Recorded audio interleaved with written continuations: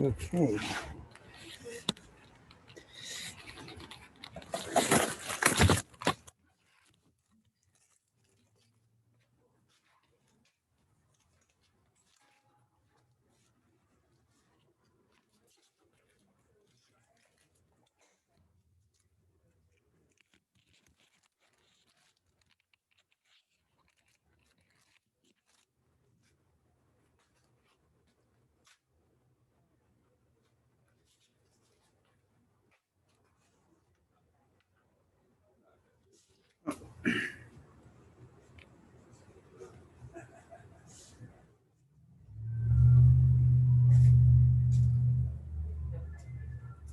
Hello, can you guys hear me?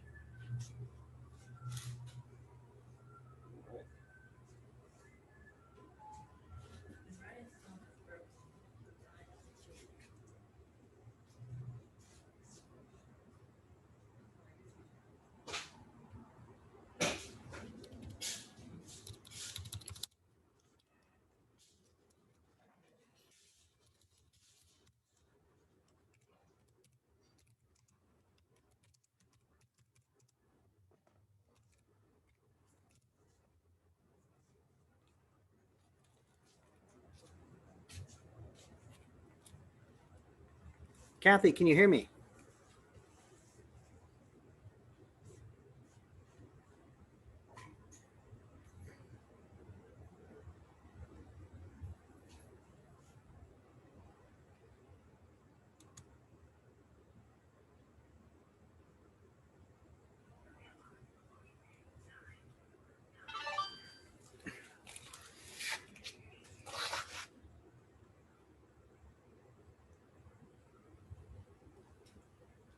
Hello to Frank and Gary. Yes, you can hear me? Yes. How's it coming out? Clear? Clear as day. How's the picture? It looks a little busy shop-ish. Yeah, well, I got to still pulling stuff away. I just got off the phone with Sarah, and she had a whole bunch of dates that she was available for a grafting meeting at her house. Uh-huh. And she's suggesting after 3 o'clock, just due to the heat and the amount of shade.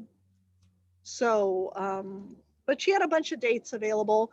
So I was hoping maybe we could see what other dates people are free on. Yeah.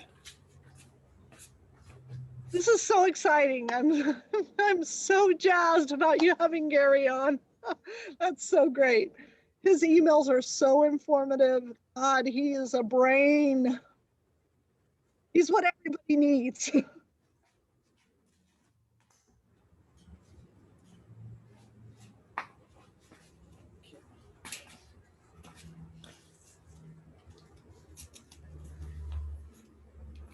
Let me see. Is the camera height okay? Let me see.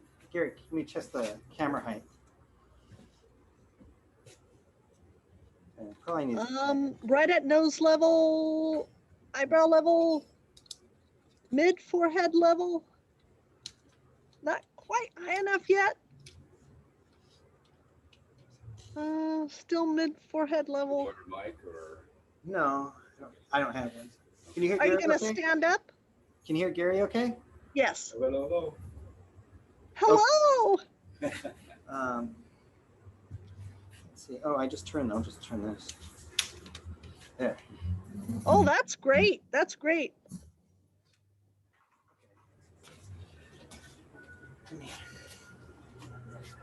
This.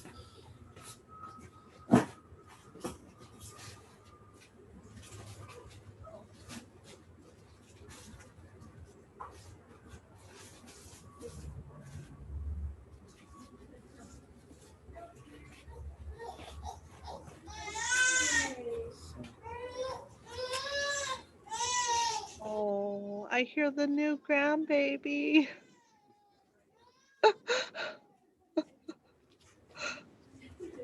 How wonderful.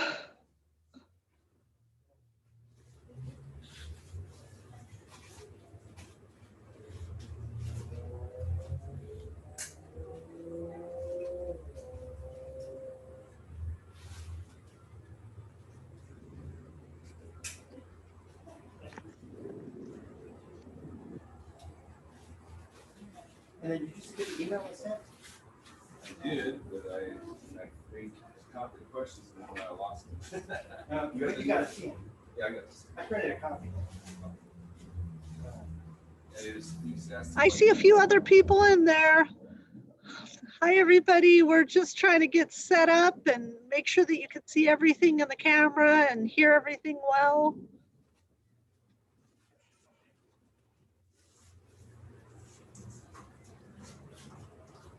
To work We with hear plants, you. amazing, fantastic.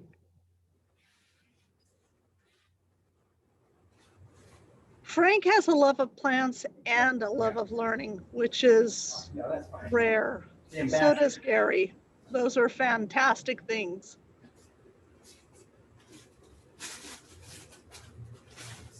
Yeah, I get classes on YouTube. There almost always be a cat in the picture.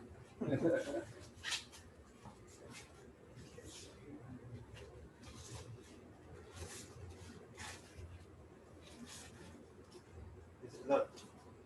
So it's the name, and then he made him have it. If it doesn't have it, that's terrible. Frank, when you get ready to start, you're a little bit quiet. I don't know if that's intentional right now, but it's a little bit hard to hear you. Okay. Is this fine? This is my normal speaking voice. Excellent. Very nice speaking voice.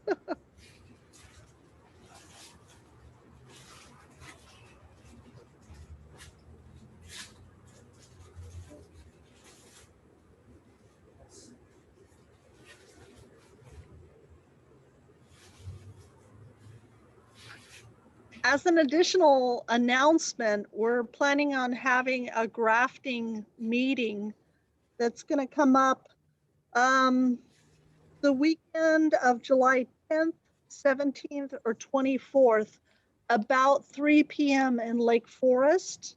So we'll probably try to see how many members are interested in coming and what date works best for them. And then we'll try to schedule something. So again, that's a grafting meeting on the weekend of July 10th, 17th, or 24th.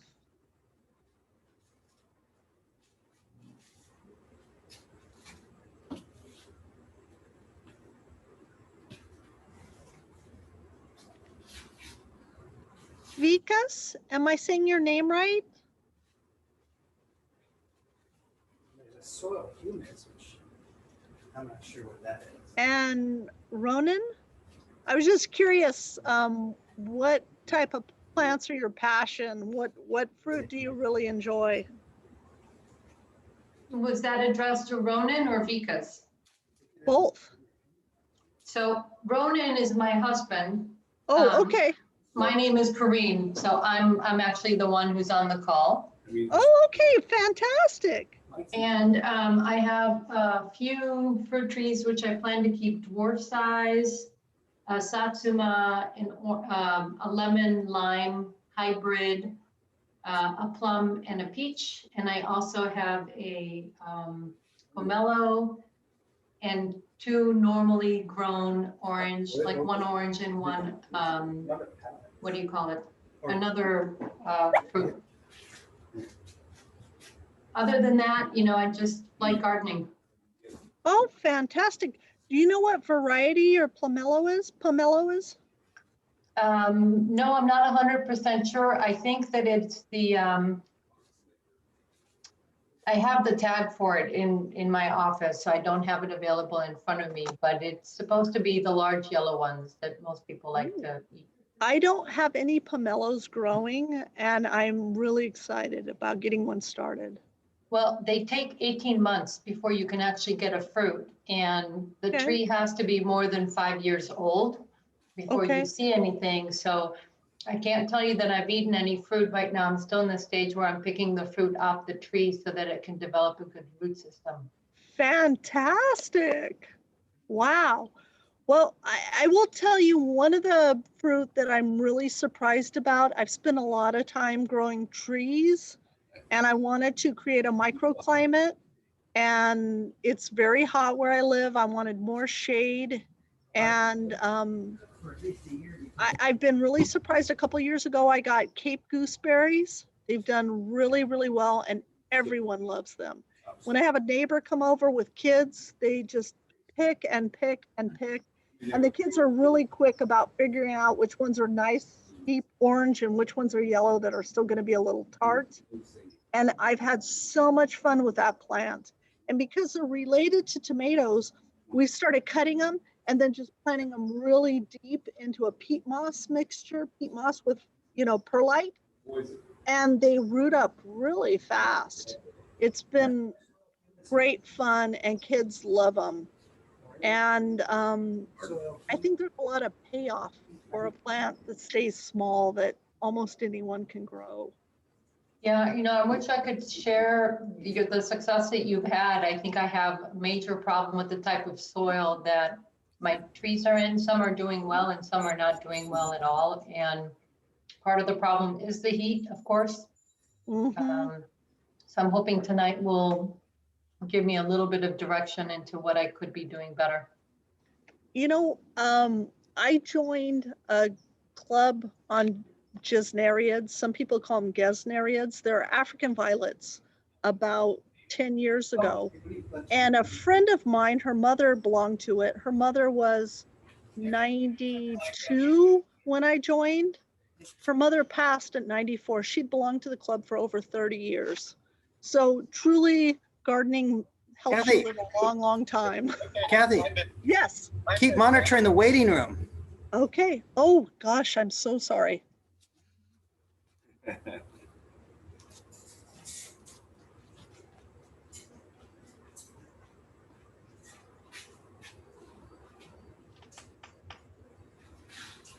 This is the first time I've done a Zoom meeting like this. That would be my first too. Can I have you to send it over for? You did. But I have two cameras too. yeah, I am not seeing the waiting room from my laptop. So maybe it's on my desktop. Let me see what I can do here. I just got let in after being on hold for like 15 minutes. I'm so sorry. No, that's okay. I could have been the only one. I don't know. Same here. I was on hold until like 7, so I think that's normal. Yeah. I actually called Frank and he let me in because I was in the waiting room as well. I was waiting for a while too. I think it's my fault. Catherine and I were having fun getting to know each other. We'll work it out. The first time's no problem. After that, things get tough. Well, Charlie's the enforcer. I just assumed it wasn't gonna start until 7 o'clock. Hi, Corinne. Hi, Mommy. Planter mix.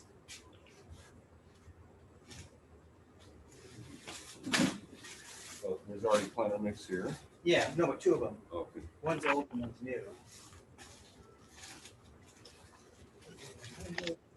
No, no, it's too tough. I'll put this on here. Oh. Well, here's so out here this again. And then there's this one from these crazy guys. Okay, here's that one. There. And this one's still that one. Is that heavier than the other one? Yeah, it's a lot closer too. And here's something special reading. Anyway, I was telling a little story. I belonged to an African Violet Club about 10 years ago. And one of the funny things is they had an auction for plants. You just paid $1 to get in, and anyone that paid the $1 got a plant. And I was really embarrassed because we'd lost a lot of plants, and the members would always ask me, so how's that plant doing? And I'd say, oh, it's doing great. And then I would be embarrassed that it had passed away. And so I told the president, who was an oil engineer who had retired, and I said, Al, I'm really embarrassed, but I've lost a lot of the plants and I don't know how to tell everyone. And he goes, hold on a minute. Excuse me, everyone, have any of you had a plant that died? And everyone raised their hand. They all started laughing. And that's when I found out that, you know, it's not unusual to lose a plant, and it's not that you don't have a green thumb. That plant didn't work. Go on and try another plant. Keep moving along and don't feel bad about it. It really helped me a lot. And I have a lot of gnats, as long as they're not mosquitoes. Kathy, sometime you and I should talk about African violets. It can be offline. Okay, fantastic. I'll count on you to remember because I may not. But I had a great aunt who had hundreds and hundreds of them in Illinois. Oh, wow. And you know, they're surprising. They're the goldfish plant, the lipstick plant, everything that we see sold regularly that are usual house plants that like a lot of nice heat. So absolutely, I'd love to talk about it.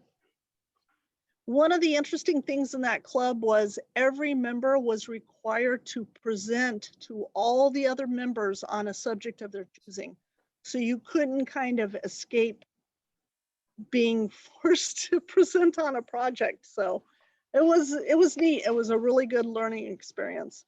And once I realized that they weren't going to throw me out because I killed a plant, it was a lot easier.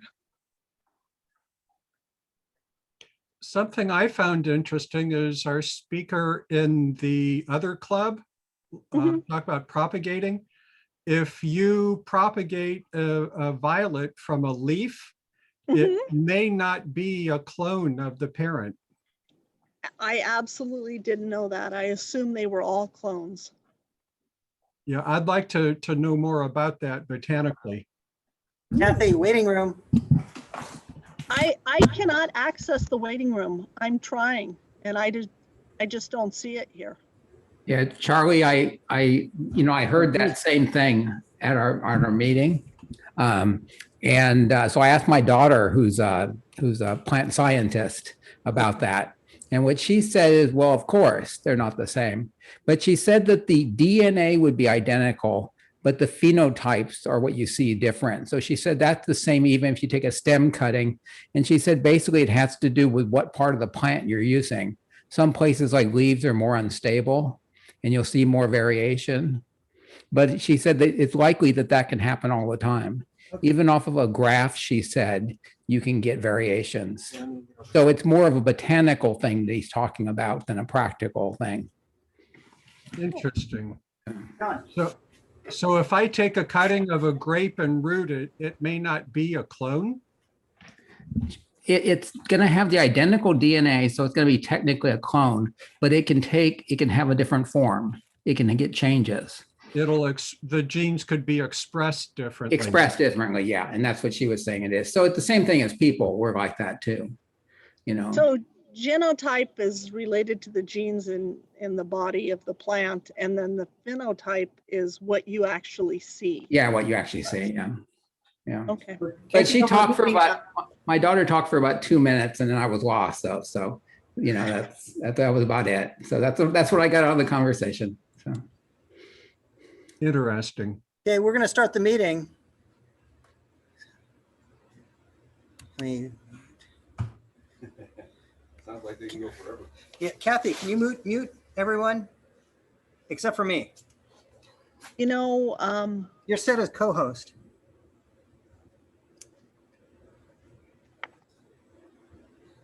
Okay.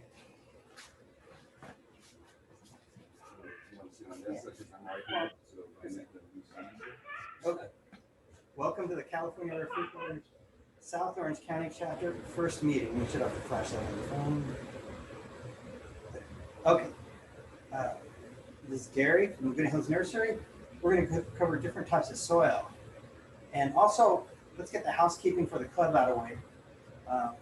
If you haven't checked it out, the Orange County chapter at ocfruit.com has a fair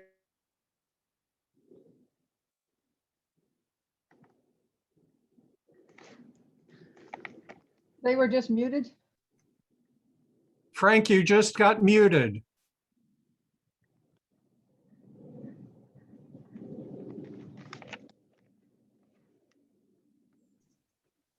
Kathy, you can unmute them. yes.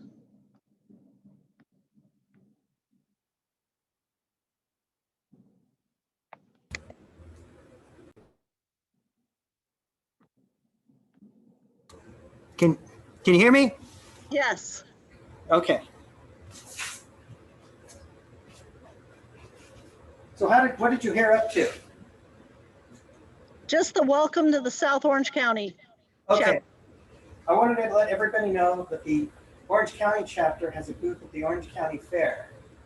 They need staffing on some of the shifts. The shifts are 3 hours, and when you get a shift, you also get a ticket to the fair for that day, so you can do other stuff there as well as being at the booth. Make sure you show up to your shift though, and if you go to their website, ocfruit.com, you'll find the fair link and just sign up through there. Okay, and let's see. Back. Okay, well, let's get going so you can do your stuff. And we want to doing some stuff. All right, well, I'm real happy to be here. Hopefully I'll mess up your minds for the rest of your life on soil. So my name is Gary Montop, and I'm a second generation nurseryman. My father started our business in the 50s, and I know what he did back then. We totally switched what we did for growing plants in the 80s and 90s, and then we went back to what he was doing because it works better. So the soils we're going to talk about tonight would be how, we're going to talk a little bit about how nature works and what plants actually need from the soil. And the first thing I wanted to mention on soil is there's two terms we have to know that most journalists mess up. So what plants require from soil? Soil is both porous and permeable. Those are important terms to know. The porosity of a soil is how much water it can maintain. So let me list some things down. So what plants need?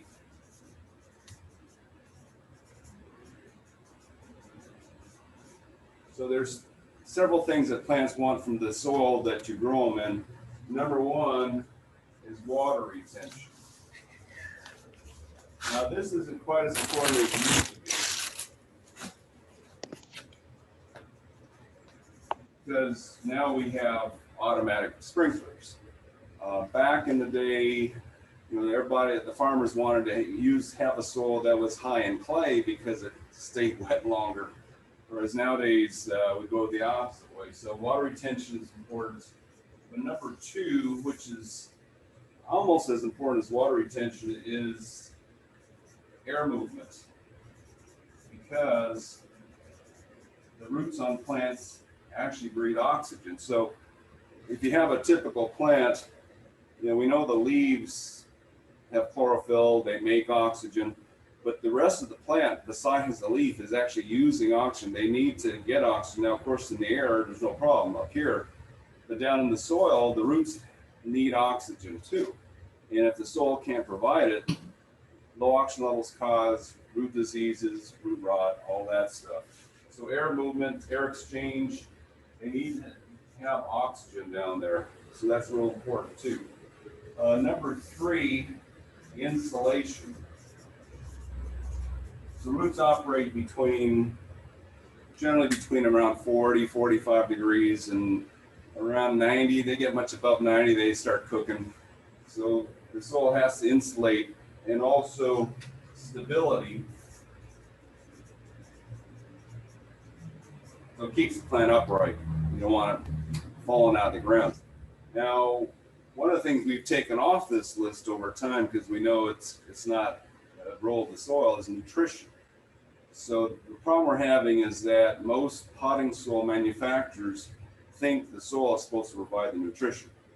Whereas we know that, if you go with what soil really is, which is sand, silt, and clay, there's very little nutritious value in that. And in general, the nutrition comes from a part of the ecosystem that's on top of the ground called the duff layer. So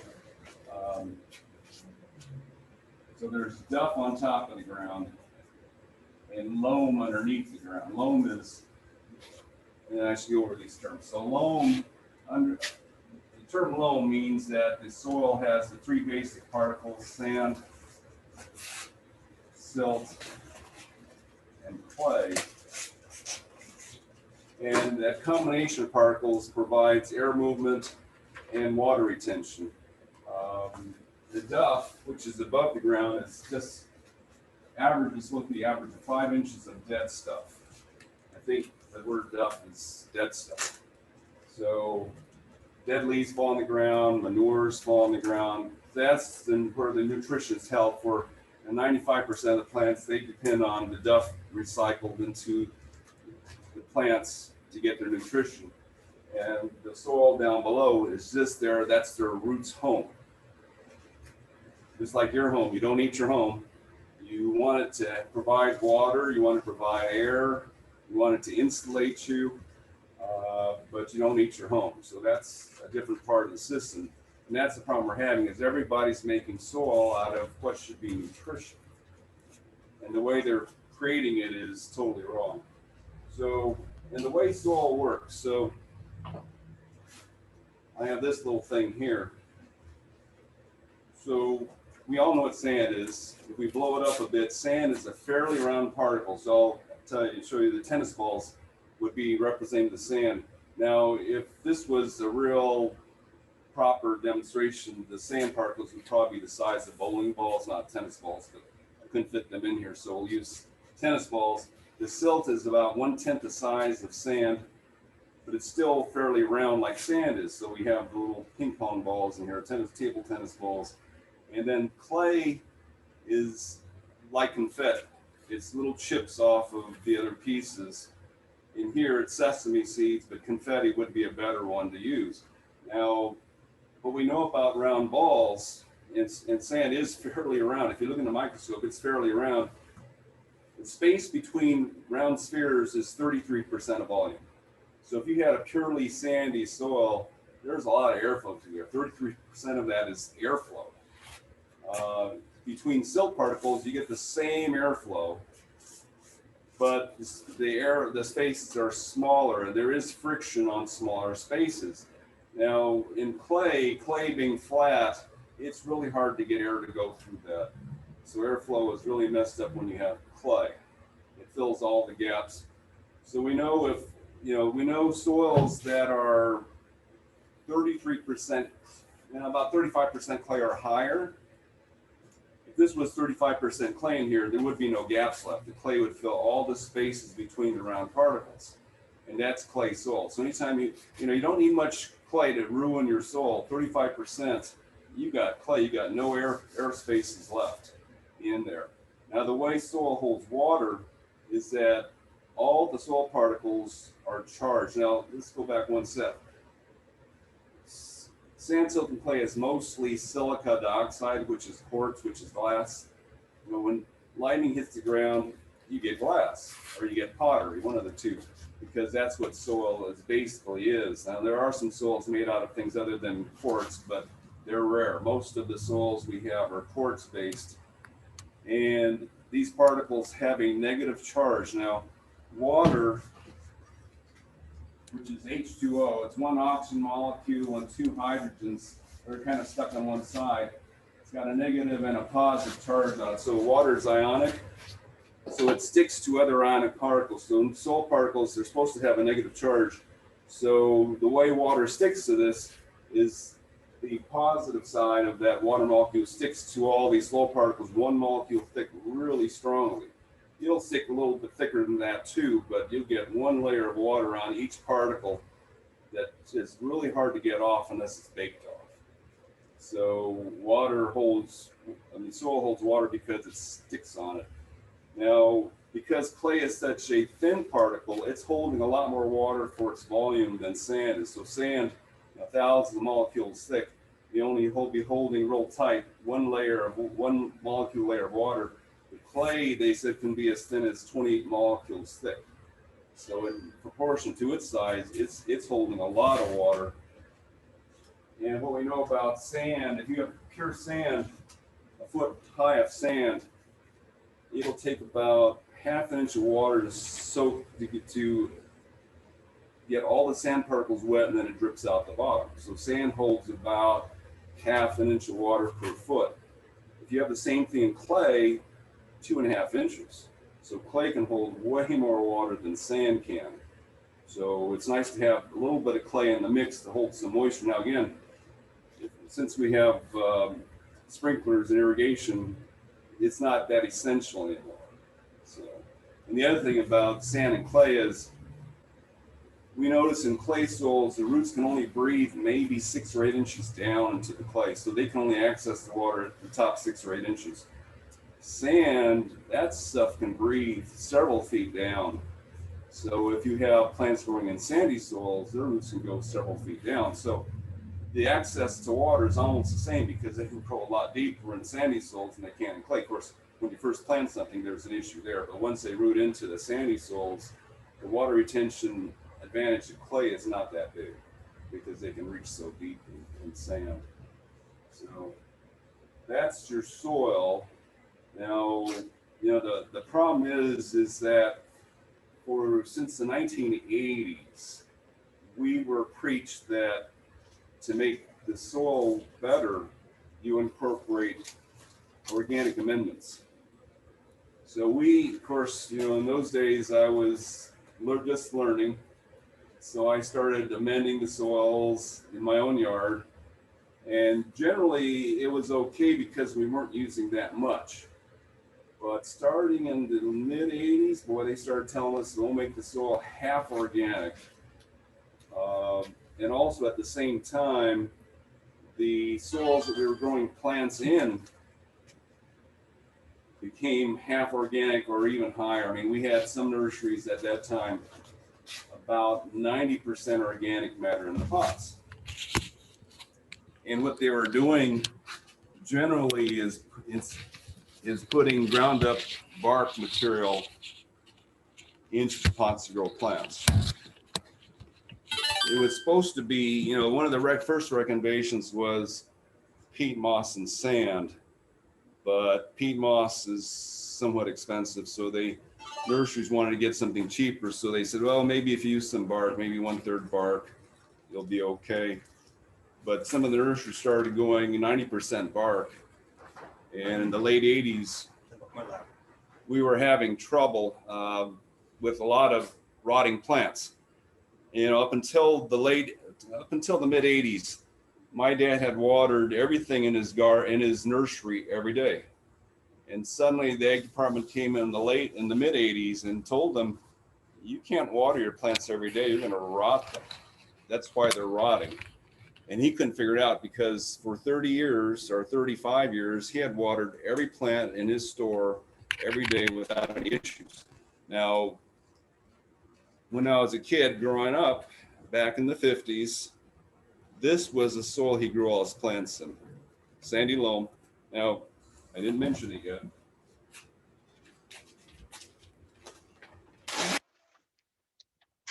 So sandy loam is what farmers want.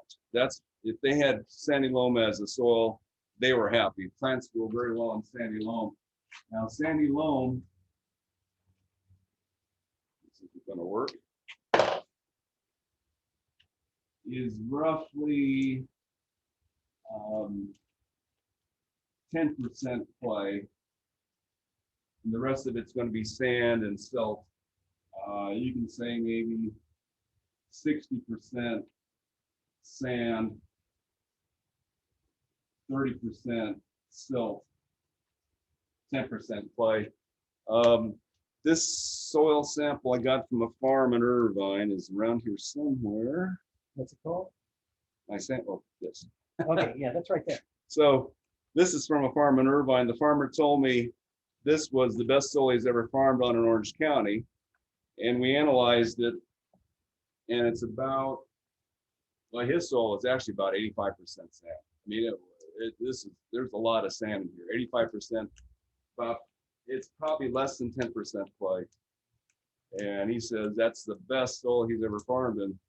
And we know, we've talked to some farmers who farm who grow strawberries, and they say, oh, we got the best soil right along the Santa Ana River. The soil is so rich, our strawberries grow so big. Well, it's just sand. That's sand.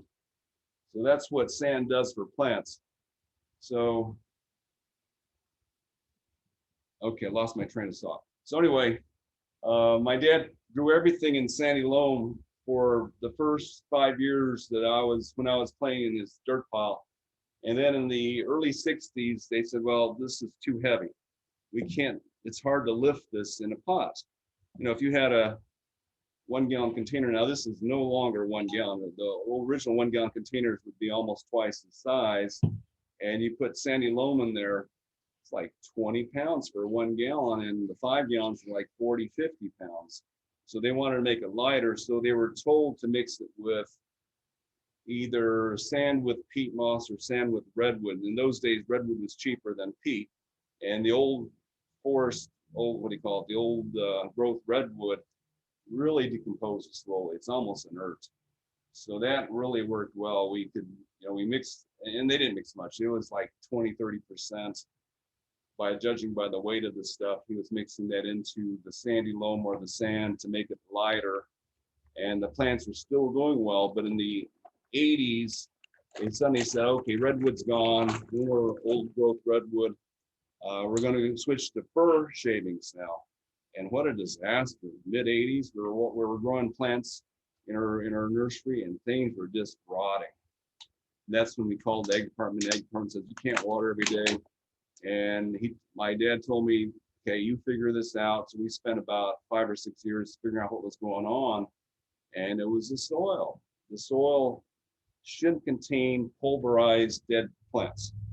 So, you know, in nature, the dead plants have what the live plants need, but they're not just ground up into a million pieces and then left to, you know, that decomposes way too fast. If you pulverize a tree into tiny particles, you know, if you have a piece of wood, you can throw it in a lake and it'll be there for decades decomposing, because the surface area on a piece of wood is so small compared to the volume, it decomposes at a very slow rate. But you cut that into a million pieces like they do when they create sawdust or, you know, compost, it decomposes millions of times faster. And the problem with that is that when it decomposes, it's using up oxygen. So there's no oxygen left. Now we know plants require, so the people who grow plants hydroponically, they know that the oxygen content of the water has to be at least 5%, not 5%, 5 parts per million or higher. That's like the limit, lowest limit. 5 parts per million. Now, the water districts know this. So when they're sending water into pipes, they know if it's like 2% parts per million, 2 parts per million, you put that on your lawn, you'll kill your grass. There's not enough oxygen in that water to keep it alive. So, you know, if you have rainwater, it's like 15, 20 parts per million, and that's lots of oxygen rainwater. So we know that, you know, the tap water is 5 to 7 parts per million. That they know they have to do that. So your plants can sit in water and the roots can breathe. So in you know, everybody's growing an avocado. You know, avocado is supposed to be the most rot-prone crop we grow. But everybody's growing an avocado pit hydroponically. You put it in a glass of water. As long as there's nothing dead in the water, it'll live in there for years. As long as the water is free to circulate in the glass, it can replenish the oxygen and the roots aren't using it that fast. But you throw a handful of compost into that glass of water, and in a week, it smells like a sewer, the avocado's dead. So the compost, which is an artificial way of decomposing a plant, you know, normally it can decompose this fast. That's what's causing trouble. You don't want ground up dead plants anywhere near the roots of your plant. On the surface where there's more airflow, it's not so bad, but you put it down in the ground where your roots are supposed to live and they start suffocating. And it's not the water. You know, that term overwatering was invented in the 80s because I guess the authorities or the academia couldn't figure out why the plants are rotting. So at our nursery, when we grow our own plants, there's absolutely no such thing as overwatering. I mean, we proved it last summer with the ceanothus. Ceanothus, you're not supposed to water in summertime because you'll rot the plant. Well, we grew a crop last year, and every day in summer we watered it.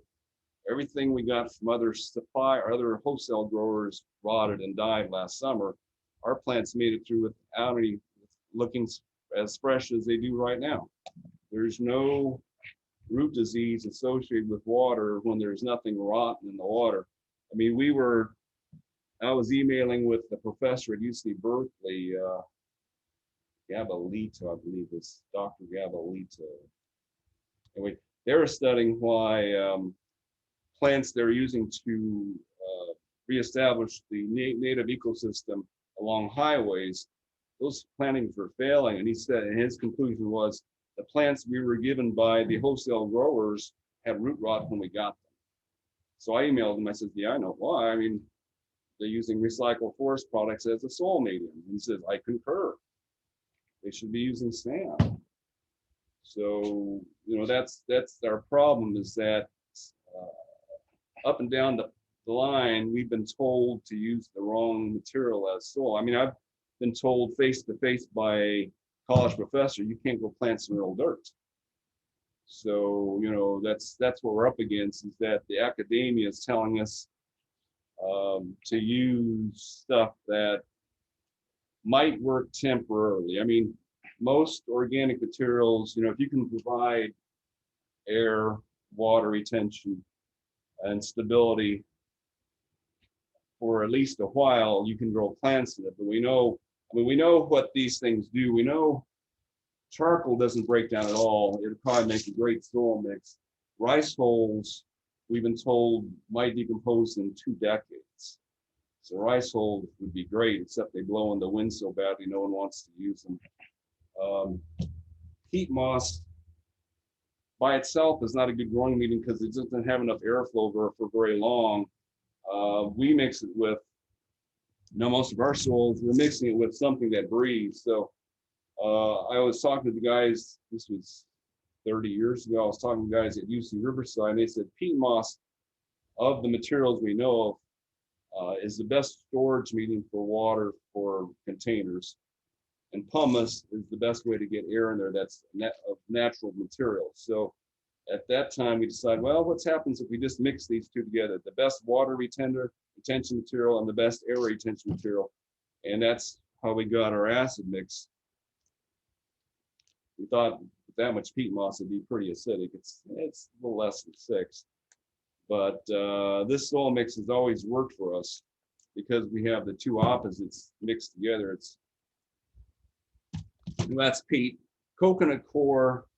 So peat moss, we notice that some potting soils that are heavy with peat, like 80% peat, they work well for about a year. And then the peat loses so much of its permeability, you know, the porosity keeps going up and the permeability is going down. So at about a year and a half, there's no more airflow in the peat unless it's got a lot more permeable stuff mixed into it. Coconut coir, almost the same amount of time, but we noticed that when we grow plants in coconut coir, the leaves come out with an orange tint. So it's got some tannins in it.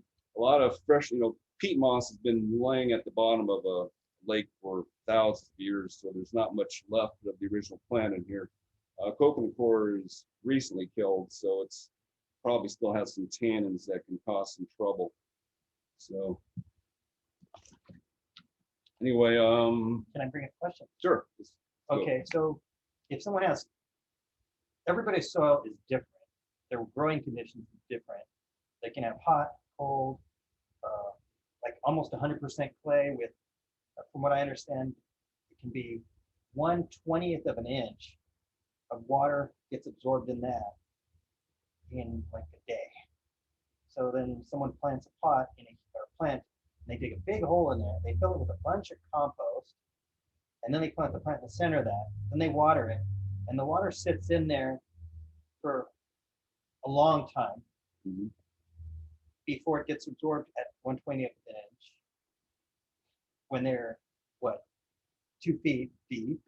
Yeah. And then they wonder why the plant rots.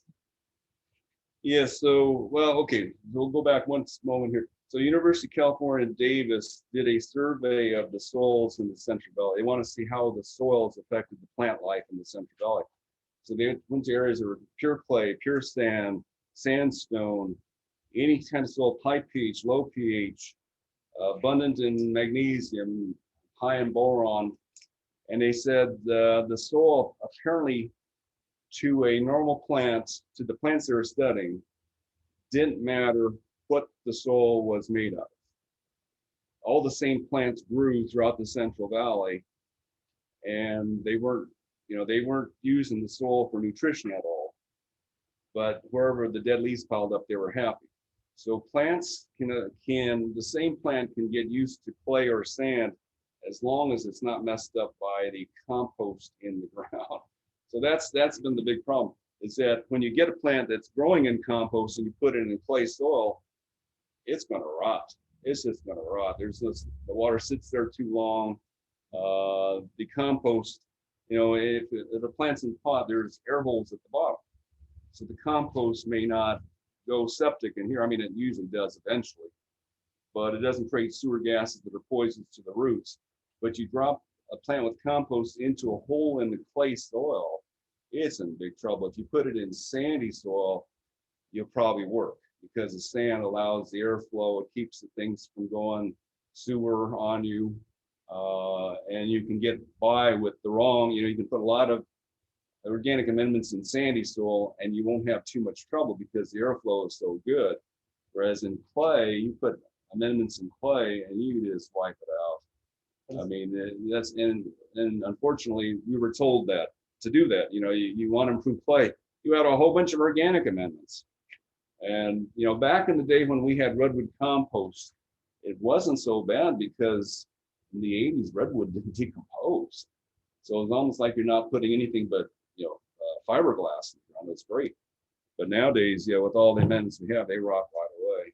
So how would they modify if they have clay soils? Anything they can do to make that more usable and more water friendly? Well, what we usually do, what we would recommend, I mean, if you start knowing me a lot, most of my customers know how to bare root plants and get rid of the soil they come with. So that's a kind of an advanced lecture, but I've been doing it for over 20 years now, taking plants I get from other growers, knocking all the soil off without killing the plant. I mean, there's some plants that are difficult to do that without killing them, but most plants, especially citrus, I mean, my son came up with a real fast way of getting the soil off the citrus, and I thought he was going to kill every single one of them. And just drop that, take it out of the pot, drop on the ground several times, loosen that root ball up, grab the trunk, hit it, shake all the dirt off, put it back in the pot with our soil. Didn't lose a single one. He did thousands that way.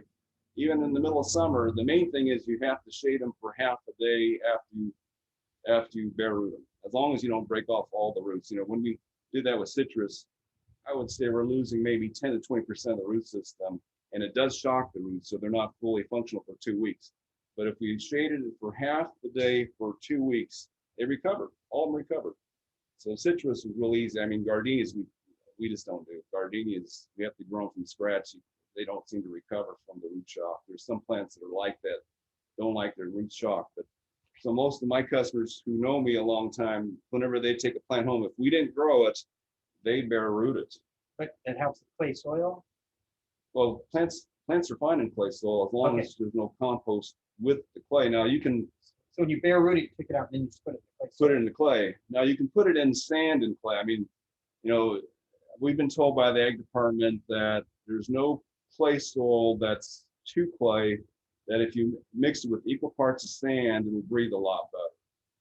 Which means that there's no soil here that's higher than, say, 70% clay. Because if you mix it with equal parts of sand, you drop the clay content down below 35, the clay will then breathe, the soil will then breathe, and you'll fix that clay that way. Now, most people can't handle that much more volume of soil. A lot of times we tell people, okay, your soil's so bad, just rent a backhoe, take off a foot of it, bring in a foot of sandy dirt, and put it on top. Sometimes that's easier than trying to fix clay. But if you can live with clay, and it's nice if you have clay soils, build it up a little. If you can afford to build it up, the higher you mount it up. It's interesting in Irvine where they've got the really good soil. When they grow strawberries need really good draining soil, so the air can get in there, the water leaves. So in Irvine, where they have this soil, they have the berms that are 18 inches high. they plant their strawberries on top of the berms. They water every day, and everything's really good. In the Central Coast, they grow strawberries too, but they got clay soil there, so they're burned up 30 inches high. And it's real funny. You see some of these farms. They have videos of kids running through the fields. You see about this much of their head as they run through the field because they have to burn that clay soil up 30 inches to get the same results as they do with this with 18. So you just raise it up if you can to get that better drainage out of the clay. You know, water wants to get down to the original soil level, and as it's pulled down to the original soil level, the air is pulled in after it. You get better dirt that you can make the clay just as good as this stuff by raising it up. Of course, if you can't raise it up, then that's another problem. I mean, you can. Now, a lot of times, what we'll do, you have a plant in the ground, and you got clay around it, and this is not great soil to begin with. You can just modify the soil all around it with lots of sand. I have one friend who's a landscaper down in San Juan, and he says for his entire career, when he plants plants, he just surrounds them with pure sand. What about the water drain? But he's using pure sand, so it's not going to have It the won't rot. bad components. Right. Yeah. So he says it's always worked. And in fact, the LA airport, they did that. So they said it was interesting in the 1980s when they're planting all those plants at the LA airport, the planting crews were followed by a cement mixer filled with wet sand. And they just poured sand around all these huge trees going into the LA airport because they know that pure sand won't rot. It helps it breathe. Even if it's clay around here, there's no disadvantage to that. There's no fault to having sand in clay, as long as the bad part is if you have a sandy soil and put clay on top, there's no drainage. The clay will not drain into the sand, but sand will get sucked dry by the clay. Clay has got much more affinity to water than sand does. So you put water in here, this clay just sucks it right out of there. If it's the other way around, you have clay and it's surrounded by sand, the water just sits in the clay. It won't go anywhere. This clay has such a tight hold on water. So, another question. Some places recommend putting gypsum on top of the clay or mixing it with the clay, but I think over time that would just. So we were sent letters saying that the one reason to put gypsum on the soil is because it displaces the sodium. So if your soil is high in sodium will make it sticky. You put gypsum on the top of the soil and it dissolves in water and it displaces the soil. Sodium's allowed to leach away. Your soil gets less sticky. Now they said that the high sodium soils are found usually within a few miles of the ocean. So inland areas, it doesn't help with that part. Now, on the other hand, gypsum is calcium sulfate. And calcium is actually the third most important nutrient to feed trees over phosphorus. Trees or wood has got a lot of calcium in it. You need a lot of calcium. So like Dave Wilson, their sales rep keeps telling me, recommend adding gypsum every year or two. If you're growing trees, you need that calcium in the soil, not only for proper fruit production, but for the wood itself of the tree. So gypsum is important several ways. I mean, Brokaw, I think, says they put down, 15 or 30 pounds of gypsum on each tree every year to provide enough calcium. Calcium also seems to prevent root rot, help prevent root rot also. Okay, so that's calcium. Gypsum. Okay, so what if they planted their plants in literally compost or high organic matter, something like this? Yeah, that is such a fine chopped up stuff that it's probably decomposing very quickly. I mean, one term to remember is there's no such thing as finished compost. Well, finished compost is carbon dioxide and water. So when this stuff is finished decomposing, all you have left is carbon dioxide water. When you can see it, it's still decomposing, still using up the oxygen. So the roots will not be able to live very deep in this You know, sometimes if you put that in a real small container, the air can get through it. But you put in a huge pot or in the ground and it's pure compost. We know people who've done that and they get root systems that are maybe 2 inches long. In fact, my first lawn back in the 80s, you know, I had heard it 2 ways. You put 4 inches of compost in the ground or you don't put any compost at all. So we put 4 inches of compost into our grass lawn. And, you know, at that time, Marathon told us that their roots on their grass grew 10 feet deep. So a couple years later, I dug up my lawn and saw that my roots on my grass were like less than 1 inch deep. I was going, boy, they lied to us. The roots only penetrated less than an inch deep into that composty soil. So now that now that I know what I did, we know what the compost does to the root system. It really shortens it up badly because they just can't breathe very deep in the ground. So at my last house, I had, and this is again before I knew anything about dirt. We had raised planters. We needed 170 cubic yards of soil to put in the planter. So I called up the soil company here in Orange County. I said, "What do I put in?" They told me that their topsoil that was 6% sandy loam and 40% compost was the right stuff. And I thought they knew what they're talking about here. You know, the company's been around for a generation already. So I ordered 17 truckloads of soil and we put it in our backyard and planted my plants. They looked good for a few months and then things started rotting and falling over. I had bananas rotting out of the ground. My bundia's falling over. Gardenia's just dying. And we go, okay, what happened?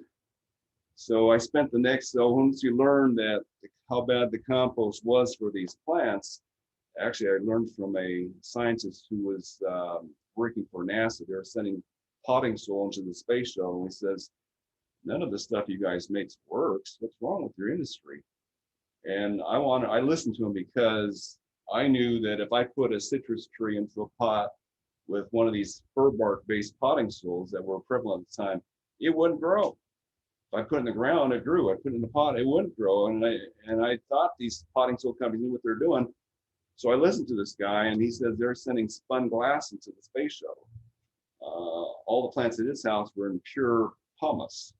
He owned the mineral rights to a volcano in New Mexico, and he had this special pumice that was super light. You can put your hand and blow it and it float in the air. So he was going to use that in the space shuttle, but they said they couldn't use anything to float. So they ended up sending spun glass into the space shuttle as potting soil. So they knew what they were doing. Our industry was behind anyway. So once I learned what soil was, I spent 10 years replacing the 40% compost, 60% sandy loam with pure sandy loam. And we noticed as I was digging this stuff out, the maximum amount of roots in this combination of sandy loam and compost was about one. There was roots on the top. There was a whole bunch of roots underneath this stuff in my original clay soil, which was really strange. But running through it, there was maybe one root every 6 inches. And then I replaced it with the sandy loam, and 3 months later, we checked the root density again. It was one root every 1/4 inch. So that's 24 times more roots in sandy loam density-wise than in the combination of this and organic matter, 40% organic matter. The organic matter in the soil, you couldn't see it. It was finely ground up, but you can smell it. When I was digging this stuff out, it didn't smell like a sewer, but it had what they would call an acrid odor, which means not quite enough oxygen to decompose it properly since it was buried, but not bad enough to create sewer gas, except by one of my sprinkler heads, it was black. But it was creating a lot of acids because that's what compost does when it's not quite enough air. But if it goes, totally oxygen free, then it creates the sewer gases, which are, that's the other thing that we have to laugh at now. We see in journals where they say add compost to your soil to make it rich and black. But we know if you're adding compost to soil and it turns black, you just created sewer gases. So rich black soil in the world is rich and black because of a very small charcoal content. So we do put charcoal in one of our soil mixes because charcoal holds on to minerals like crazy. That's why they use some filters. It is inert. It's wood treated at a high temperatures without enough oxygen to make it go to ash. It stays in the form of charcoal, and it's permanent. They say charcoal from 13,000 years ago, campfires 13,000 years ago in Central America, they can still find it, and that's where all the plants look really green right above those old campfires. So that's one good organic matter to add around is charcoal, but it's real expensive. All right, another question. What if someone has hard water? Does that affect their plants? Not that bad. We don't worry about it. Our water here is salty, but it's not the worst in the world. They're real bad. You know, I think if you go to San Diego County or inland more, you can get some really, really bad water, because most of our water still comes from either the Colorado River or up north. So it's not as bad. Now, generally, they say if you get 5 inches of good rain at one time, you're going to flush the salt out. If you don't, like we didn't get that this year. If you get like 2 or 3 years in a row of not enough rain, then you'll have to really, what they do is they have to flood the avocado orchards to get the salt down lower, so you can get the burn tips. What do you think of animal manures? Chicken, steer? The chicken's great. Steer, unfortunately, even the steer suppliers told us that our steer manure is 10% sodium by weight, sodium chloride, because they feed the cattle, the dairy cows, a lot of salt so that they raise their blood pressure and they make more milk. So we might as well throw a bucket of salt out there. Yeah. Okay. Okay, so what fruit, for fruit trees, what type of soil do you think would be mixed, like sandy loam? What would you put if you were planting a fruit tree? Well, sandy loam's ideal, but you know, generally, if you're going in the ground, you go with the soil you have. Now, pots are a totally different thing, but in the ground, you basically just go with what you have. I mean, in lawn research, they said, yeah, lawns always do best on the soil that's there. Don't try to change it. And I think fruit trees too. If your soil is all clay, well, of course, if you want to spend the money, because roots only go down a foot or so. If you want to replace 2 feet of your soil, I mean, all the football stadiums and professional sports stadiums, they bring in 2 foot of sand, and because sand doesn't compact underneath the foot of the players, and there's nothing wrong with it. It stays sand forever. Okay. So on the Now, so you have choices when if you replace soil. You know, you can buy sand, but it's a lot cheaper to buy sandy loam, and it's equally cheap to buy decomposed granite. And they both work just fine. There are orchards on decomposed granite inland areas. And both of these soils work just fine as far as growing plants. Decomposed granite apparently is this sandy loam before the rivers churn it up and make all the pieces round. So decomposed granite's got a lot of chunks. You might be able to see it in there. and then make some sandy loam. I don't know if you want to talk much about containers. Well, let's talk about what happens if someone puts ground cover on top of the soil? That's fine. That creates its own living mulch, and you know, still it'll drop leaves and they'll decompose, and that's fine. So we'll just go get on the surface then? Right. So okay. So one good note. So it's always nice to have. You know, we talked about in nature. There's 5 inches of dead stuff on top of the ground. So as things decompose, they release what are called humic acids, which the actual chemical is lignin. And it's the glue that holds wood together. The wood fibers, cellulose is held together in the plant by lignin. Well, once that wood decomposes or any plant material decomposes, the lignin's released. And the lignin is what creates a more, what do they call it, granulated soil or soil aggregates. So lignin is a real strong glue. It glues all these tiny little clay particles into bigger chunks that then act like sand particles.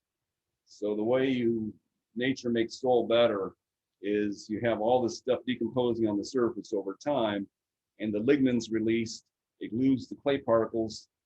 I remember I put down some compost onto my soil. One of the first houses, I just left it on the ground. And then a few months later, I just pulled this aside. I noticed that the ground had almost pilled, P-I-L-L-E-D, pilled underneath it. Like it all made little round balls underneath that compost. So it's kind of unique to see it in action. And so that combined with now, this is probably not the meeting to talk about it, but plants, what they found out back in the 1960s and 70s was the most of the roots of plants that we thought were roots are not roots at all. They're mycorrhizal fungi that are connected to the roots, and they help structure the soil so that the air and the water can get through easier.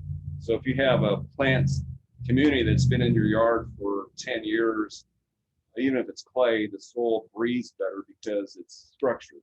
So the fungi and the plant roots and the aggregation of the soil make the soil almost like Swiss cheese. So the air goes right through it, the water goes through it a lot better. And now they know that, they tell people, well, don't turn the soil over because you ruin the little ecosystems that set up in the ground when you start tilling it. Now, there's one reason you'd want to till soil, and that's when you're going vegetables, because most vegetables, a lot of vegetables do not like those roots hanging around from other plants.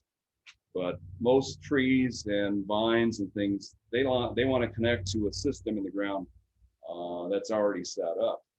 So there's a difference between vegetable farming and fruit tree and vine stuff. You don't want to leave the soil alone for fruit trees, but vegetables, you might want to do a lot of turning over. What about like ornamentals? The ornamental is the same thing. You want to leave the soil alone. Try not to till it, just put stuff on top.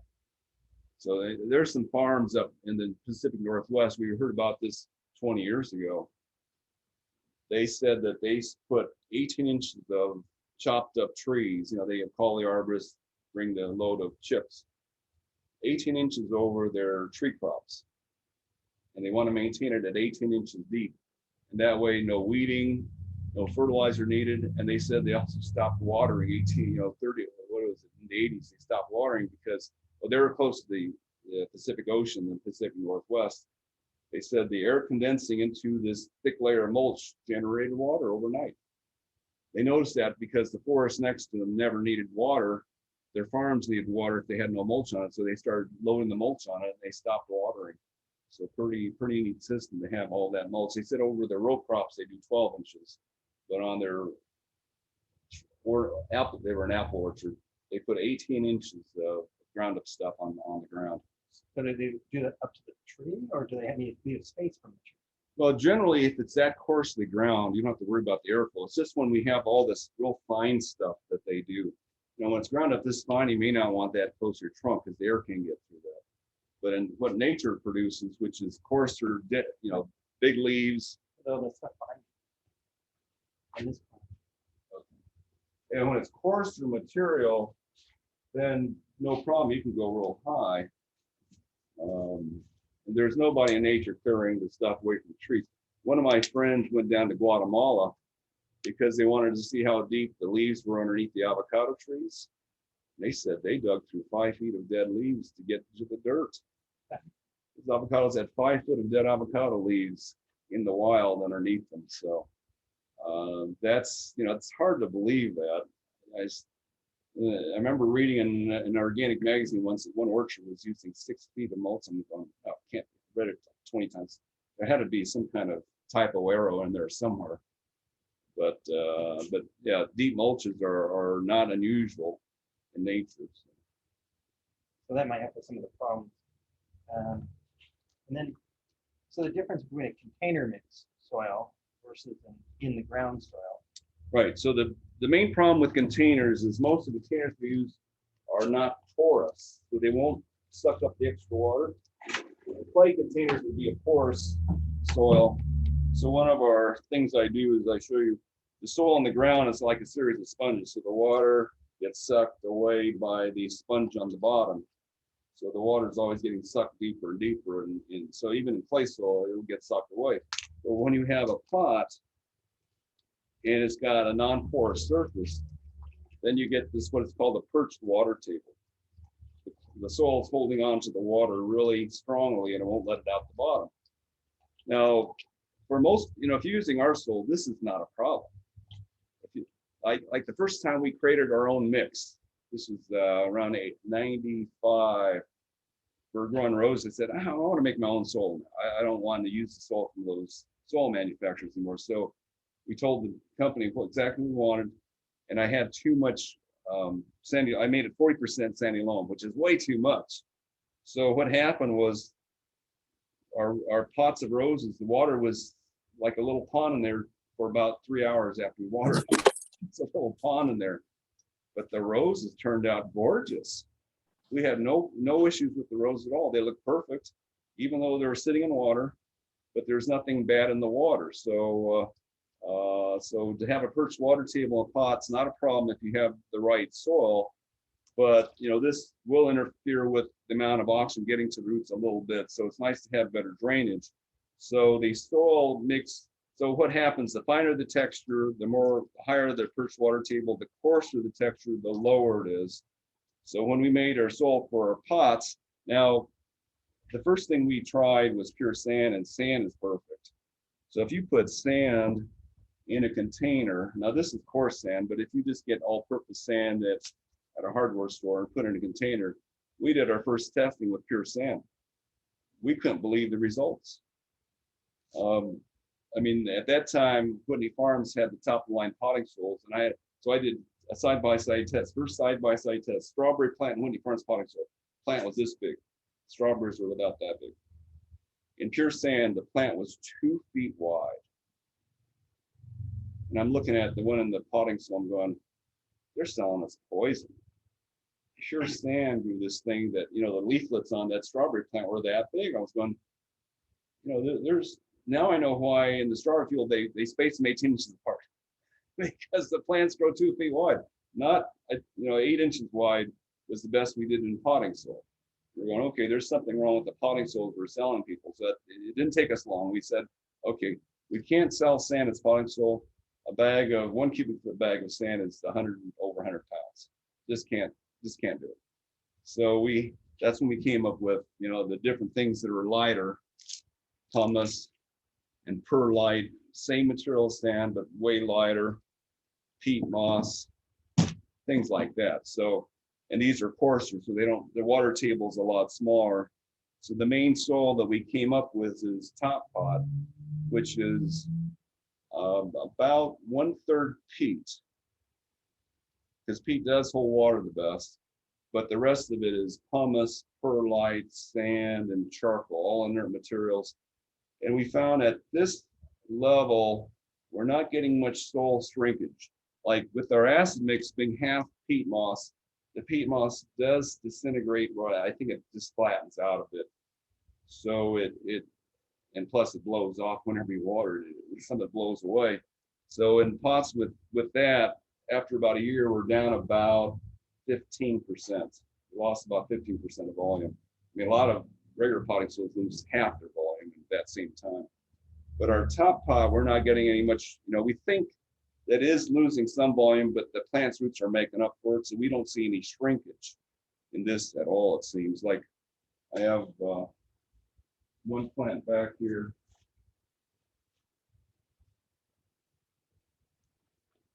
This has been the pot for well over a year now. And it doesn't seem, you can see on the top, we blew off some of the soil around the roots with the hose, but most of the soil loam is there. The roots look real healthy in here after a year and a half. I mean, the problem with containers a lot is that if this thing's sitting in the sun, all the roots on the sunny side burn up. So that's one of the problems we have, but I think we had this one a little more shade, but so we like to see a root ball like this where it's just holding its shape, not collapsing. Now we know that we looked at all the research that the nurseries are using, because growing plants in nursery pots is not that old. California's been doing it forever, but most of the other states in the country just started doing it in the 80s when they found out that if you sink a pot in a hole in the ground, it won't freeze. Because generally they didn't grow plants in containers because they would freeze in the winter. You'd have to stick them in the greenhouse. But if they put a hole in the ground, they stuck the pot in there, it won't freeze. So the industry started growing plants in containers in the 80s, and they turned to California and said, oh, how do you guys do it? oh, we use this ground up wood. So, and now the research that they've been given to these growers is that, okay, this ground up fir bark, which works really well for a good 5 months, they got 5 months to grow the plant, sell it. So, any nursery in the, most of the United States, any nursery, they buy their plants in spring, they're out of there when fall starts. They have a fire sale, get them all out of there. They don't want to see them because they can't protect them for the winter. And so people take these plants to them in this ground up wood, and the nursery will say, well, you watered too much.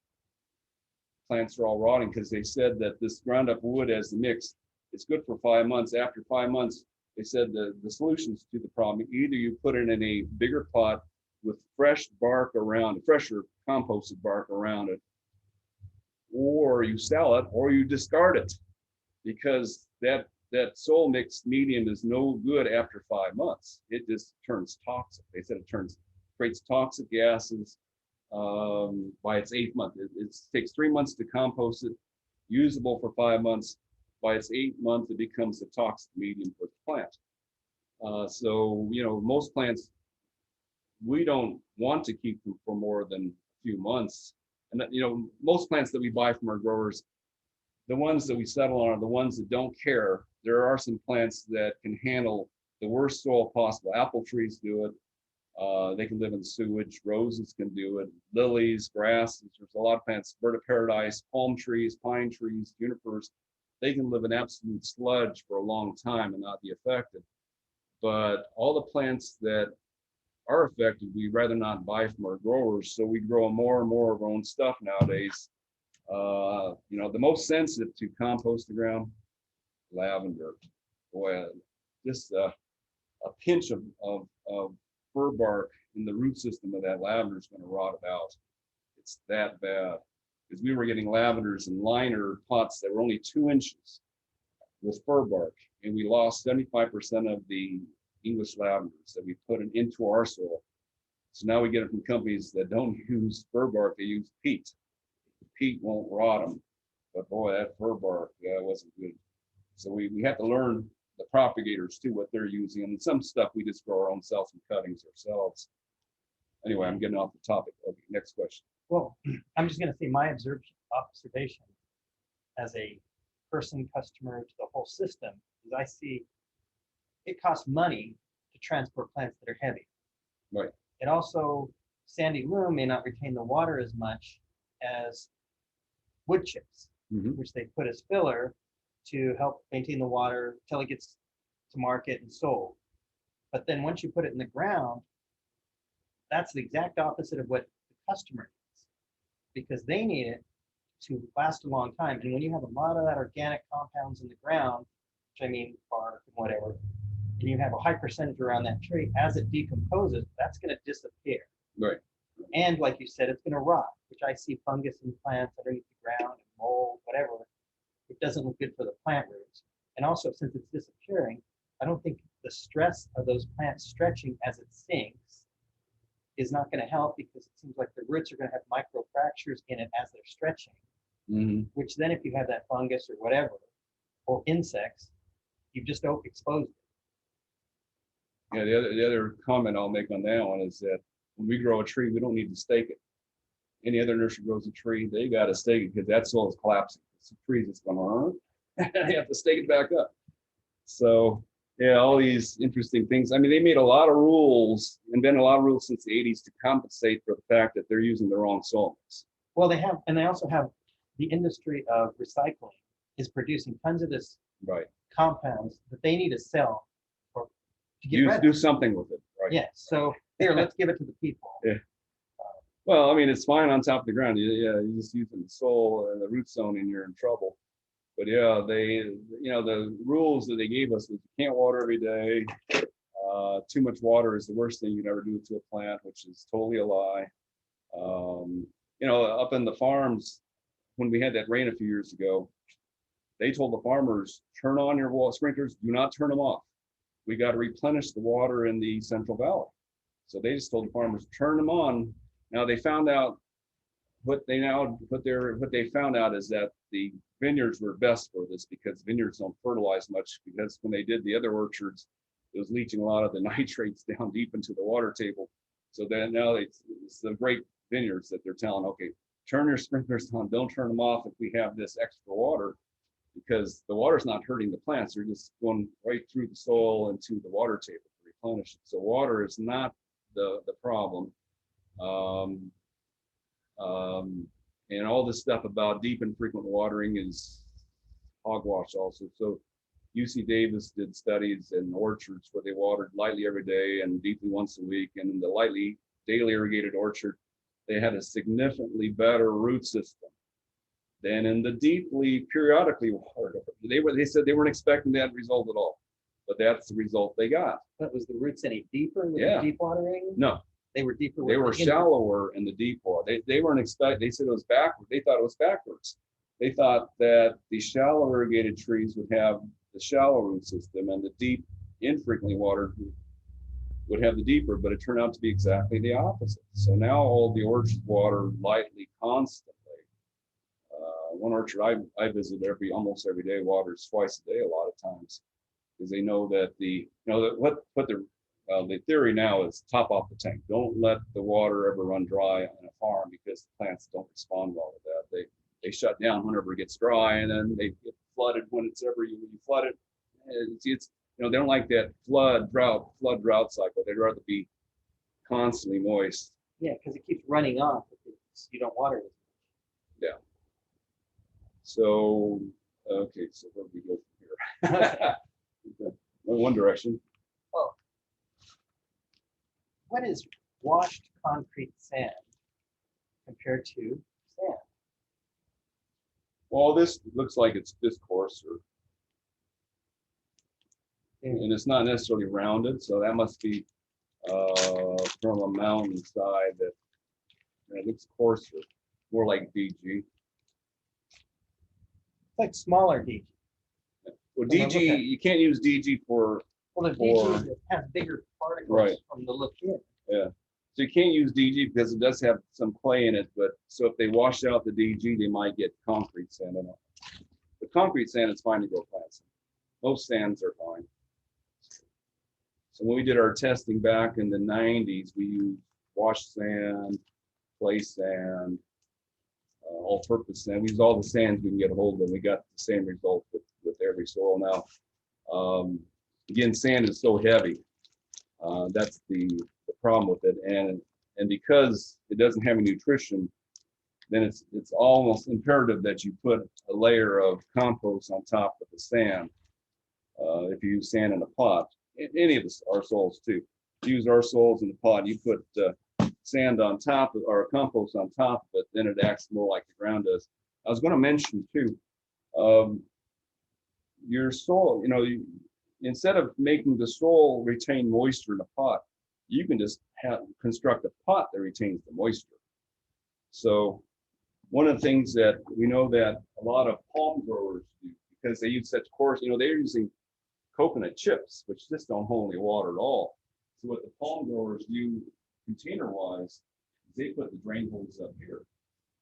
So you have the palm with the roots in here, the water level's right here. So you make the pot container hold the water, not the medium. So you can almost grow plants hydroponically in pure humus, and they'll grow really fast if you have a way to retain the moisture in the bottom of the pot. What would you put in that pot for soil? You can use this. I mean, the more air you can get to the roots of a plant, the faster the plant will grow. That's why they grow plants hydroponically. They grow really fast. I mean, the most superior growing medium they know of for hydroponics is clay pellets, because you combine the airflow around a pellet with the water retention and nutrient retention of clay. So clay pellets are at the top of the line. And if you have an expensive crop like marijuana, you use clay pellets because you get the best growth the quickest using this than you would with any other medium. That's why this is the most, top, it depends on the crop. Your expensive crop, you use a better soil medium. So the So most of the marijuana growers know this is it. This is the superior soil. As long as you have the moisture that you can keep applying to them. You know, they apply it every few hours in a hothouse to keep that stuff moist. Okay. And what is rock wool? Rock wool is another one. It's just spun some kind of rock product. That's rock. Basalt. I'm not sure what this was made out of, but you know, rock wool is something else. So you can spin a lot. You can make foamy stuff out of a lot of materials that can melt. So that's some kind of mineral that they made a fibrous texture to. I mean, you can do the same with glass. Fiberglass is spun silica. So what would this be used for? Anything? Most plants grow on that too. In a hothouse situation with, you know, hydroponics, this is one of the materials that they use. They use plastic foam too. So. But you wouldn't use compost anywhere near that, or would you? Well, okay, so there's interesting articles. So in Holland, which is totally dependent on agriculture for the economy, you know, they grow produce for an entire Europe, it seems. Their government did a lot of studies with materials. So, you know, the materials they use for hothouse growing, you know, sponge rocks, pumice, clay pellets, and they wanted to see what they can do with wood because, you know, Europe invented pallets, wood pallets. So they all leftover wood. So they said they spent $2 million in years trying to figure out how to use wood as a growing medium for their hothouse plants. They said they couldn't do it. They couldn't do it with wood because they said on a piece of wood, one part of it will decompose 10 times faster than another part of the same piece of wood. They can't tell the farmer how long this stuff will last because wood is so variable. They said that rice hulls, which are almost inert, are fine. Peat moss, they could predict. They know how long peat moss lasts, so they can tell the farmer, okay, this will last this length of time. Coconut core is uniform enough, they can tell them how long that'll last. But they said they could not do it with wood or bark, which is what all our nursery plants are growing in. Ground up wood and ground up bark. I mean, we've been told by some nurseries that they lost the entire batch of plants because their compost was bad. It's like, Well, because that comes back to when they're making the compost, they have to get the tree cuttings from the gardeners, or green waste at the people's houses, and who knows what's in there. yeah, Every compost or mulch batch, in my opinion, is different. right. Because what was ground up to put in it? And did somebody who threw in their compost bin threw a bunch of grapes? Right. And then that goes to ends up at Kellogg's, and then Kellogg's makes it into your mulch, which it comes into how is mulch made? Or I mean, not mulch, but the soil mixes. Is it made with worm eating it up, or is it made with microbes? Microbes get the higher temperature, but kills a lot of the stuff in the soil that's supposed to be pathogens. And then worms may not destroy that, but they don't have to turn it as much, and it doesn't get as hot. Mhm. So just depending on the facility, how they're doing it. And if they're in a rush and they're using microbes, well, they're going to turn it so many times and say, let's throw in the bag. Then you get your soil mix that's questionable because it's variable every time you get Right. it. And one person says, oh, I did it and it did really good. Another person says, it killed everything in my yard. Yeah. Well, So that's I how mean, the industry works. the hothouse farmers have figured it out, or they've been told, and then of course Holland led the way with the research, so they know what works, and they know that organic wood, wood and bark, there's just no way that they could be used as a trusted growing medium. I mean, they can be used, but they could not predict what will happen with it. So that's so at least there's somebody who knows something. Well, if they set it on top of the soil, then it's a perpetual compost bin, composting it into the soil as the stuff they can use, the plants can use, and that's why the 5 feet works. Yeah. And you're also doing basically what is that? The bioreactor. They're literally, it's a solid bioreactor. Okay, I didn't follow you there. Well, you know, the bioreactor makes some of the funguses that are supposed to be good for the soil. Okay. That's a new thing they've been getting into lately. And it's sort of funny is from what you were describing earlier, they've been doing that because they'll make a huge stack of soil, put it in a circle thing, and then pour water in it every couple days. And then at the end of a year, you have a bunch of supposed to be beneficial fungus. Well, they didn't invent the wheel recently. It's already done. Yeah, it's turning out that that fungus is going to be the king of your orchard. And there's good and bad fungus. So the main recycler is mycorrhizal fungus, and you can have one mycorrhizal fungus attached to every plant, the same mycorrhiza attached to every plant in your garden, and it communicates. It helps the trees. It's really weird, this stuff they're finding out, that mycorrhizal fungi can transmit electrical impulses. It's almost like a nervous system in the ground. So he said, you walk through a forest, the forest knows you're there. Weird stuff. We're still finding out. And what about the pH of the soil? Okay, so pH we don't worry about as much anymore. So when they do a soil test, they always say outside the pH. The pH really matters a lot if you fertilize chemically, because certain chemicals, sulfate ammonia, iron, phosphorus, they dissolve in water at certain pHs. If you fertilize organically, none of this means anything. The pH doesn't matter. So, the easy thing to do is stay organic. And then the pH is, and I would say, unless you're growing I think blueberries need such a high acidity, then it's better to be safe with those. But there may not be another crop that actually requires that high, the proper pH, put that way. The ideal pH may not be as essential as we think. But how would you test the pH if you had the pH meter like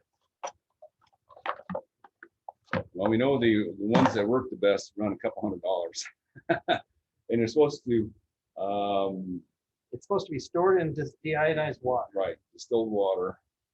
And then I guess you put your soil sample in distilled water and test it, drop it in there. But I haven't done it for a long time. We kind of gave up on pHs about 20 years ago.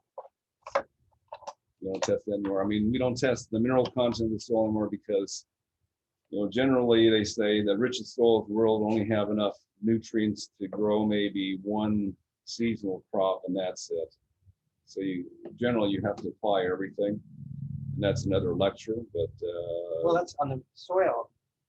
My view on it is somebody says, "Oh, just go with nature and don't let everything go." But in nature, you don't have a fruit tree that produces 300 oranges in a season, because if you did, in nature, they would all drop. And then you have an orchard within about 30 feet of 300 trees, which then it would die. Okay. Because it's over too much things in the same area. I don't think they would all grow big, though. They would just share the space. If you had 300 trees in the space of one, it would still be the size of one tree. It probably wouldn't be 300 trees wide. It'd be definitely different. Yeah. Now, one other thing we always tell our customers is crop rotation is another really important subject in soils. You can't grow the same plant in the same soil twice. So we first heard about it back in the 80s. American Rose Society came out with article saying rose replant syndrome. And then the 90s, University of California, apple replant syndrome. So they found that they pull out, like they back over an apple tree in an orchard and they pull it out, put another apple tree right in the same soil, it actually shrinks for 3 years. And I know this because I did that. I had a nice apple tree, didn't like the apples, so I pulled it out, put an apple tree right in the same soil, and it got smaller and smaller for 3 years, leveled off, and then started growing. So they found out, if you pull an apple tree out of the ground, you leave behind probably 99% of its root system, little hair roots all over the place. And those are now dying. And anything related to that will not grow in that soil. So they did a lot of testing. And the American Rose Society did the same testing. They said, and I do that in my own yard too. I replaced roses every year in my rose garden. And by the 4th year, I replaced the roses in the rose garden. The new roses going in bloomed once, and that was it. They wouldn't grow the rest of the year. And they were right next to the original rose that was doing fine. But this new rose put right next to it because I pulled an old rose out, wouldn't grow.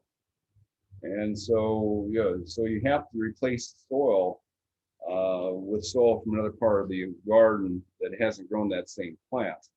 So that's crop rotation. I mean, we're next to a farm, organic farm for 4 years, and they are on a 10 crop rotation cycle. So we didn't see them grow the same crop in the 4 years we were there in the same pot of land. It took more than 4 years to do that 10 crop rotation. So on plants, you can replace the soil or move it somewhere else. If it's related, it's in trouble.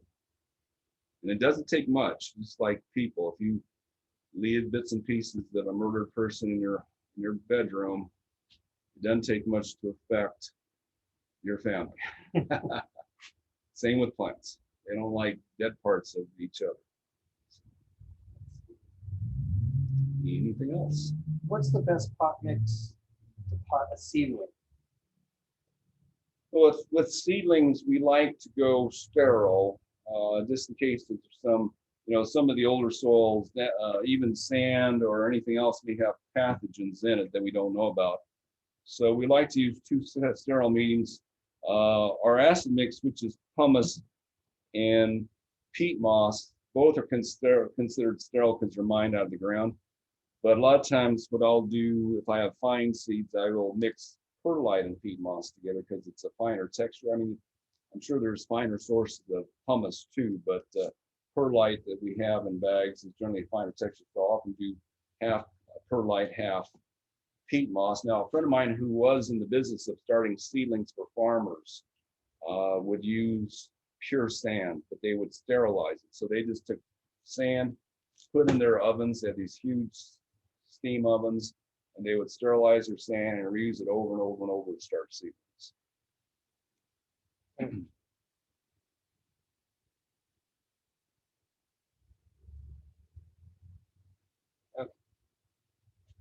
Okay. Someone has garden soil, which was her native soil was composed of native clay loam soil and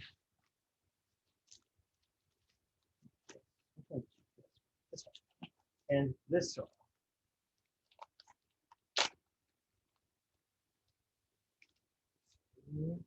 You can see it. Yeah, pour it.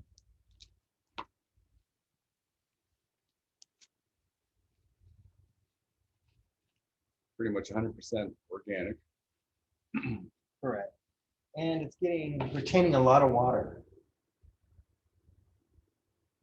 It's staying very saturated with water, which is what you said earlier, leading to root rot. Or do you have any recommendations on how to fix it? Can't. Can't fix it. What if you mix sandy lumen? Would it help? Well, you just have to add so much. It's just hopeless. That's why I replaced. I spent 10 years digging out my 40% compost, 60% sand loam, because I couldn't think of how to fix it.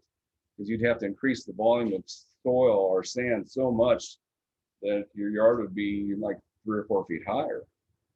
To get that, the organic matter. Okay, so the organic matter on farms, University of California, Davis went around farms and wanted to know how the farmers were doing with the organic matter in the soil.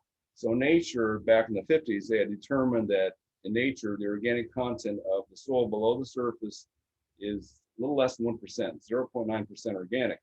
So they went around the farms in the year 2000 and checked the farms in California and said, farmers are doing really well. The farms are 1.1% organic matter. And that's in the ideal range, 0.9 to 1.1. That's it. I mean, if there's charcoal in the ground, it might make it to 3% organic. But that's the highest they want it to be. And once you make it, like 20, 30% organic, the only way to get down to 1% is to increase the volume 20 or 30 times. Like, you can't do it. So you just get rid of it. You just have to bite the bullet. I mean, this was when I was younger. I was in my 40s, and I spent 10 years hauling a half a yard a week to our dumpster and getting rid of it. But you had to hire someone with a backhoe; they can do it in a day. but it doesn't work. So there, a lot of these soil companies know how to, they know how to drive tractors and use a dump truck, but they know nothing about growing plants, and they're ruining our customers' yards. It's over and over and over. We hear about that. They brought in this soil that they recommended, and nothing grows in it. Nothing grows in it.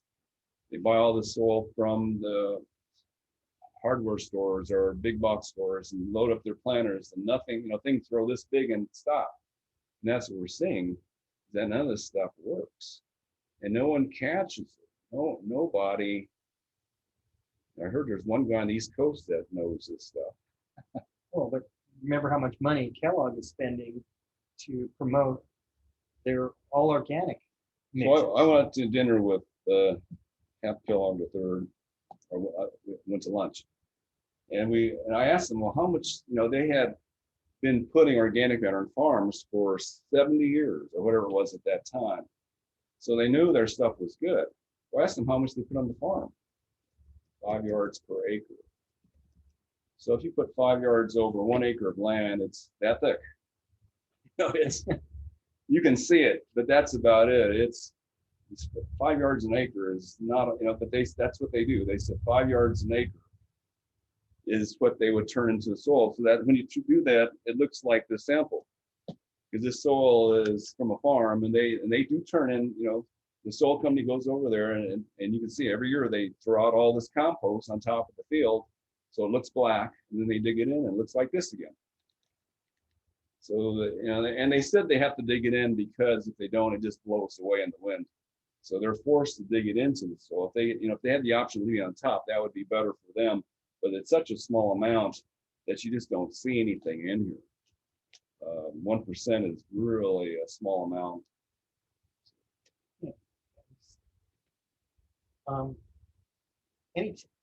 What soil medium would you use for like dragon fruit or plumeria? We grow everything in our top pot. Oh, here somewhere. So this is a plumeria in our top pot, and we can water it every day. It doesn't hurt it. Even cactus, we'll put in this water every day. You can't hurt cactus with water as long as the soil is not organic. See, I grew some plumerias in some compost mix and some other stuff, and it was getting fungus. And the tips coming black, which means fungus is systemic in it now. And that's Yeah, so what we learned when we started growing our own stuff in our own soil is that if the roots are healthy, the leaves are bigger, the color is better, and you don't have any brown tip. Brown tipping on all plants seems to be no roots. I mean, we'll have a plant with brown tip leaves or yellow and brown leaves. Pull out of the pot. There's only like a few inches of root left on that plant, and it's still hanging in there. All the rest is totally rotten in there. We just can't believe how little root plants can survive with, but they look terrible, especially the color of the leaf. I mean, you get a ceanothus from anyone else, and they won't look this green. And the blue plants don't look that blue. I mean, we pass by these cactus nurseries, and every cactus or succulent they have in their property looks the same color, olive green. And you go to some other nurseries that do a better job, and you see blues and oranges. You see all the colors on the same plants. We know what their soil is made out of when they're all that funny off color. So let me see, any other questions? I mean, one of the plants they made rules for clematis. They're real picky about the soil. So they said, okay, to grow clematis right, you have to put a rock over the root system to keep the soil from heating up. Because when compost heats up, it just rots faster. So you have to keep the soil cool. They made up all these, and now what we do is we just set these on the asphalt all summer in the heat. They don't rot. So. Okay, what should seeds be started in? We usually do the sterile peat moss and perlite. We talked about that. Cuttings too. We like to keep seeds and now, if it's big seeds, you just put them right in the ground. Things like corn seeds or squash seeds, they're so strong that most diseases won't affect them. But the smaller seeds, we'll do a lot in perlite and peat moss. So. And then once you transition from that, what would you put it in? We go straight to our top pot if it's in the pot, or just right into the ground. Okay. By then it should be strong enough to deal with whatever is in the ground. Unless you added compost, which then it would be rotting. Unless you put, but then you put the let it grow a little bit and then put compost. Or if you put it in your native You ground. can put a compost on it right away. Okay. As long as it's above ground, it's not a problem. I mean, again, watch the coarseness of it. If it's too fine texture, they can still cause trouble. Keep that air from getting to the ground. But the bigger chunks would have slower breaking down. True. But it would also help not choking. Right. And letting the air flow so it's going to not rot as much. Yeah, I mean, from a lot of my yard, we'll put a real thin layer of chicken manure on the ground because we like chicken. And then we'll put coarser mulch on top of that and be happy for a year. And then, what do you think of the different colored mulch or ground covers? It's so weird looking. I know. I'm like, did they add dyes to it? Oh, they do. Well, and I would rather have the natural stuff because I'd The rather not get black the and the chemical. red. Yeah. And then there's the tires, Oh yeah, yeah. ground up tires, boy. The only good thing about that is if you fell off your roof and hit it, it's all rubber. I can't imagine what happened if you had a fire in your yard. Well, and what happens? Does stuff leach out of that rubber? Well, I'm sure there's something wrong with it. They're just trying to get rid of the tires. Yeah. Okay, so any other questions?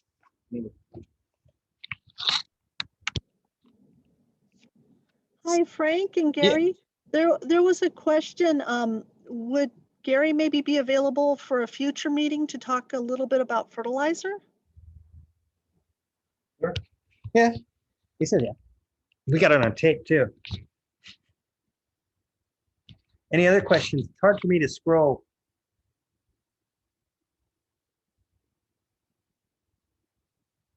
Oh, and Gary says good loam is 30% silk. What is silt and can it be purchased or created? I don't know anyone who sells silts. So all silts is ground up sand. So sand is, what is it, 2 millimeters down to point.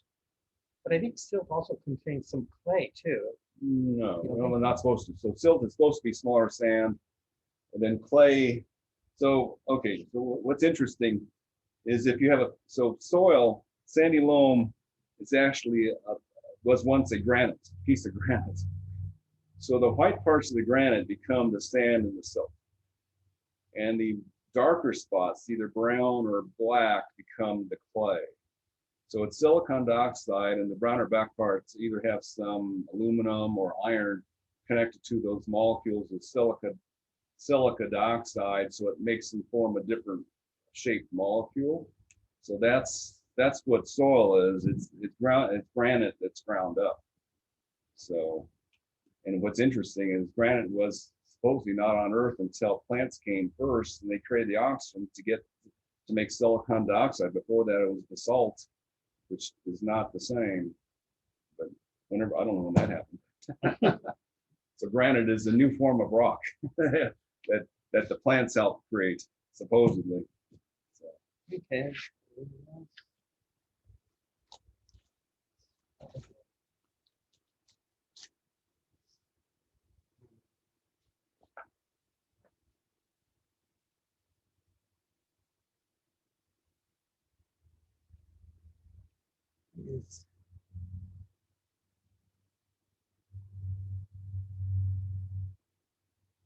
Somebody has I think it's a question or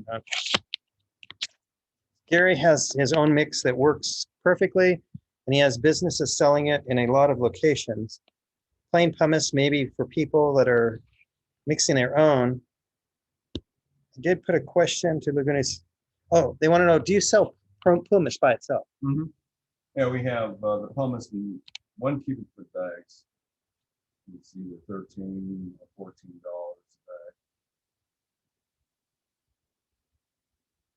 bag. So compost on top of soil is a good or bad thing? Good thing. Essential thing. Or, the proper term again is duff. So You want dead stuff on top of the ground. are you selling your mix in San Luis Obispo County? It can be sold up there. Any nursery in California can get it if you can convince the buyer to buy it. That's the biggest issue. And it's like I can't go to any nursery and convince them to sell my soil, but my customers can. So they just tell the nursery, okay, I had this one customer up in Northern California say, I want to buy a pallet of this soil, which is 70 bags. So he ordered a whole pallet to grow a bunch of avocado trees in. So they ordered it for him. We have one nursery up in Yamagami's up in Cupertino. So many people were asking them for it that now they carry it. So that's one company that's carrying it pretty reliably now. But it's hard to get nurseries to buy things that they're not used to because, they just realistically, the people working in nurseries don't grow plants. There's very few of us left that actually grow plants, that are grower retailers. I told my dad back in the 80s, we shouldn't be a grower retailer. It's much easier just to buy and sell. But by the 90s, we're going, oh my God, what a mistake. So now we're grower retailing, but there's not many of us around that actually grow plants and see how they're growing and that know anything about growing plants. Most places they're just clerks. So, and they know what the bottom line is. This potting soil costs this much and we sell for this much, this is our profit. That's all they think about. They don't know anything about plants. It's kind of a shame. When they go, they tell you, okay, you need this soil. It's not soil, it's compost of some variation. Yeah. And Miracle Grow. Yeah. But Miracle Grow is just temporary fix each time. It's like a drug addict. Well, and the big chain in California, they tell their employees exactly what to sell.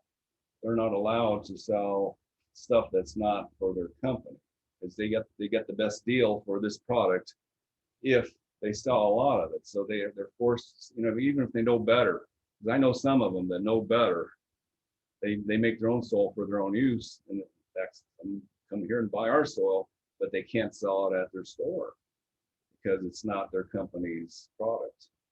So it's, that's part of it is the economics. Okay. So we're going to shut down the meeting. Is any, you guys can, while we're cleaning up, if you guys want to open up the chat thing and chat between everybody, you're welcome to, and ask any questions. If we hear it, we might chime in. Okay? So everybody can unmute themselves. Thank you, Gary. Thank you. Thanks. Thank you, Gary.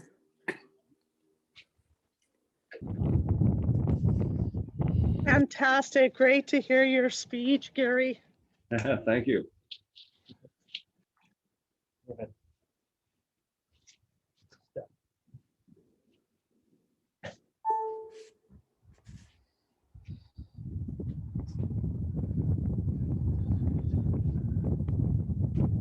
We'll have to let you know on a follow-up date for Gary to talk to us a little bit about fertilizers, but we do have an upcoming meeting in July regarding grafting.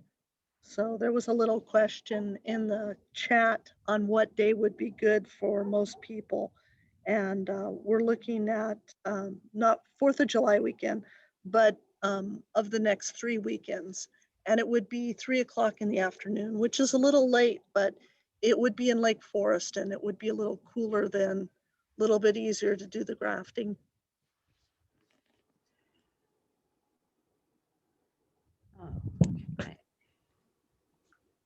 And we've got a little feedback, but we'll let you know what dates we'll plan it for. So I'm going to do my backyard with a bunch of soil. Like a cement-based or cement cinder block, 3 about this high, raised vegetable garden, and I put that other stuff, or actually it was 50-50. I got 100% the sandy loam soil. Good to put in there. Well, that's what a farmer would want in his farm. Decomposed granite, some people like that better. I mean, we had a employee who went down to Larry's Building Materials in Costa Mesa, and he always had a mix for his clients, half sandy loam and half decomposed granite. So they call it Rick's Mix. His name was Rick Carrasco. And a lot of people still like that mixture of sandy loam and decomposed granite. We actually used it in my mom's house when we redid it back in the 90s. We redid our landscape for her house. And the plants loved it. I mean, we had ultramarias that grew like 4 or 5 foot tall. We're going, okay, this is a little too big. Didn't expect that.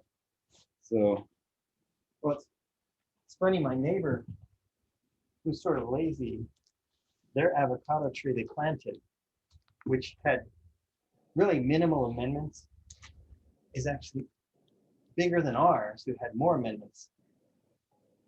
So, had I known what you said today, then I would have done it differently. right. And mine would have probably been bigger than yours. No, I mean, it's, I'm sure if there was ever a lawsuit waiting to happen, of course, you wouldn't know who to put the lawsuit on because it's such a universal thing, they say in horticulture now. Well, it's like drip irrigation. They're saying now, oh no, don't do that. Yeah.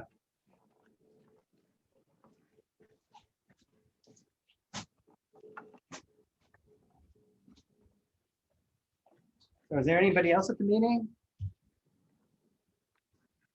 Oh, yeah, there's a lot of us still here. Well, you guys can talk. Good job.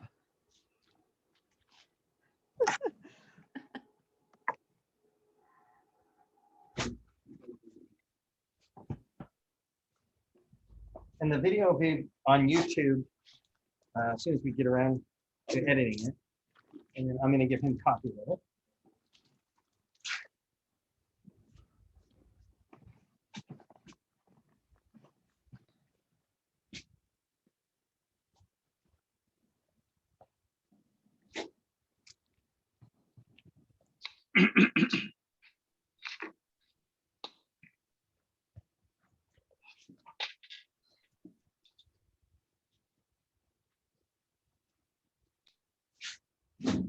And this is our first time doing a Zoom meeting for both of us. Gary's done meetings on YouTube, but it's just one way, you're sitting there recording as you're doing stuff. This is the first time where he has one where they can interact a little bit. And we had a little bit of technical difficulties at the beginning, but we got those fixed. Do you think you'll be doing future Zoom meetings? Doing what?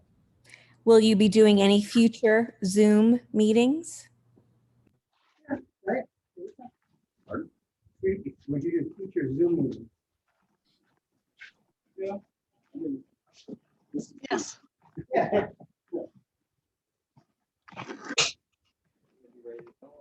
Yep.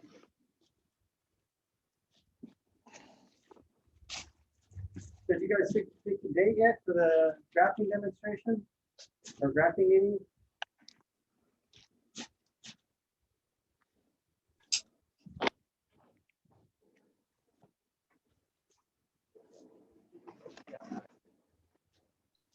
The date looks like it's going to be the 24th or 25th right now. Well, shoot, as soon as you narrow it down, I'll send out the email. Okay. Thing is, Frank, is the fair's going on, so some of us may be working the booth at the fair. Okay. You have to take the early shift, Charlie. I've been reluctant to register for any shift because I'm not willing to wear a mask if the fairgrounds imposes that. So if they still impose the mask, I'm not working a single shift. Well, I thought that was optional. Well, I haven't heard yet a final decision from the fairgrounds. I'll have to check with Ed. Masks are optional. You can sign up for as many shifts as you want. Oh, thank you, Martha. So you have more recent information. That's the latest from the fairgrounds. Masks are optional outside. Yeah, are we still going to have our gazebo walled off so people can't go in it? Correct. I think you can go in it as a person, right? There will be That's right. two people, 2 attendants, but the visitors will be on the outside. Yeah, to me, that defeats the purpose of being able to see a variety of fruit. Well, we're going to have the displays up as close as we can so they can see them. That's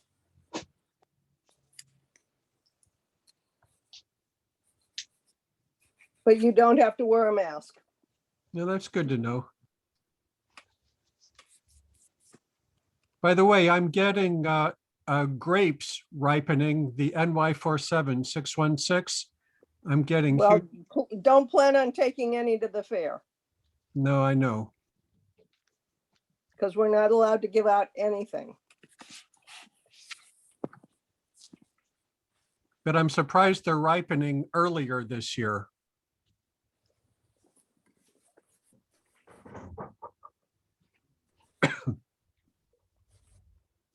Charlie, have you had any luck grafting grapes?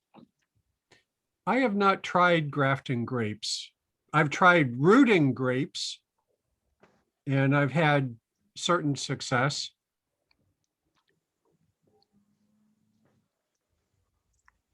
Okay, thank you.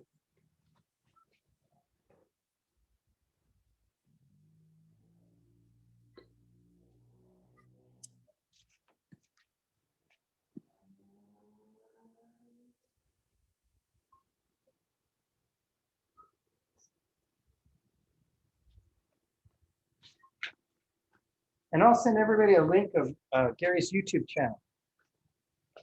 Oh, Frank, I sent you in a private chat the URL for you to pass on to Gary if he wants to go to the, is it Chino or Chico for the bioreactor? Okay.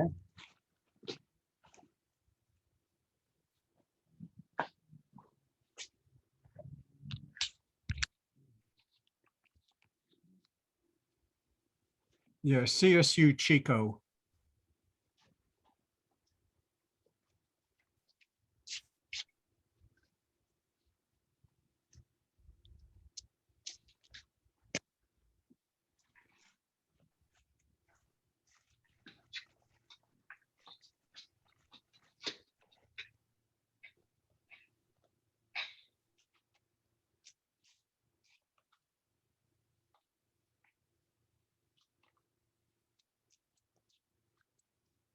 Oh, in the chat was a question, Frank. At Laguna Hills Nursery, Gary would have Saturday morning classes in person. Oh, let me ask you, Gary. Hey, somebody wanted to know if you're going to do the classes anymore in person. We're thinking about starting them in about a month. Hopefully we won't have to see about that. This is to make it optional for everybody. Whatever you want to do. Possibly in a month. So just keep checking his website, right? Yeah, website or email newsletters. There was a question from Teresa and she's logged out. We'll message it later. Any other questions in the chat? I'm not seeing any. I'm scrolling through.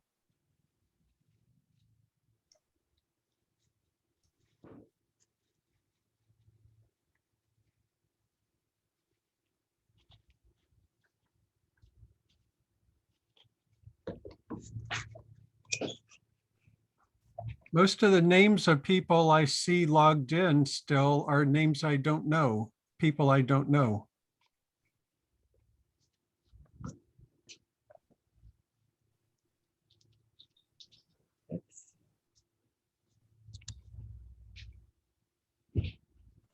see if we can get them. Charlie, I met you at the book giveaway. I showed you where the great books were. Oh, okay. And Kathy, I've been over to your house and you traded me for some ice cream bean plant.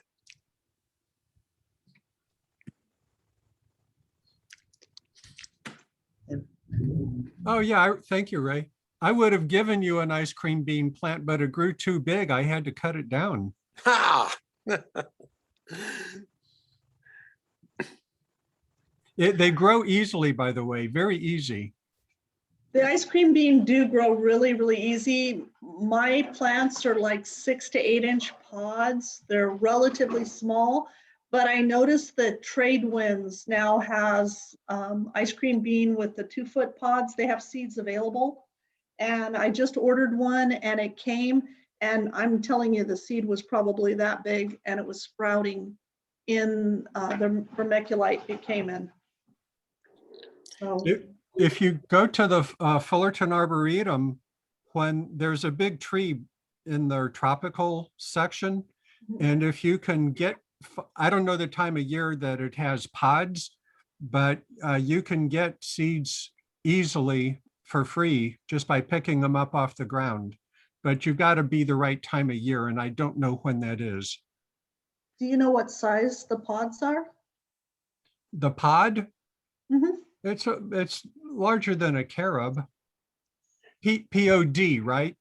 Yes. Yeah. I don't know, 6 to 8 inches long. Mm-hmm. Inch, and it's bigger than, well, it's not too different than a carob, I believe. That's about the size mine were, and I got them from Long Beach City College about 10 years ago, and I was told that they were Inga edulis, and since then a lot of people have told me, no, that's not Inga edulis, it's some other Inga. But that's what I got from Trade Winds. Just this week, I got a seed from them, and the seed is much larger than what I get from my trees. And they said the pods are about 2 feet long. They're very, very long pods. So we'll see. It's my understanding there's several varieties of ice cream bean. Mm-hmm. That would make sense. Again, I got my pod, I just picked up pods from the Fullerton Arboretum around that tree. And they grew very easily. And I had it in a pot, but still it got too big for me, and it grew through the bottom of the pot into the ground. And then it got about 10 feet tall and it was crowding out. I just had to cut it down. How was the taste? Oh, it never matured to create seeds. Huh. Mine are really good. They're sweet and cottony, but it's like a wet cotton ball that's sweet.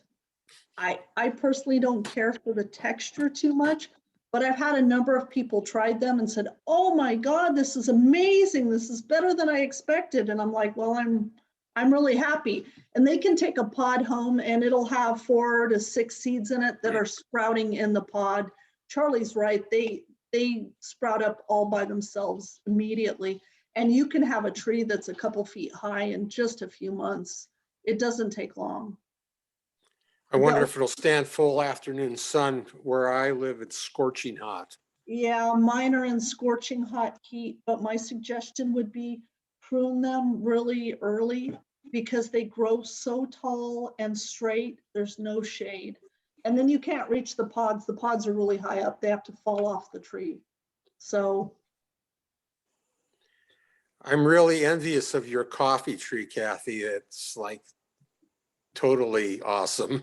Oh, it's doing great. It's such a happy, happy little tree. It just keeps going. Where did you happen to get that? Aloha Tropicals. They're online at alohatropicals.com. And it was about 11 years ago. There's a guy that runs that site named Andy, and he has a lot of edibles, but also a lot of tropical flowers. So it's really fun. And he's been looking to sell his nursery. I think he's had a buyer. He's planning on moving to Thailand permanently. Wow. So, Hey, Frank, All right. you know you're still recording the meeting, right? Yeah. You may want to turn off recording since we're just BSing.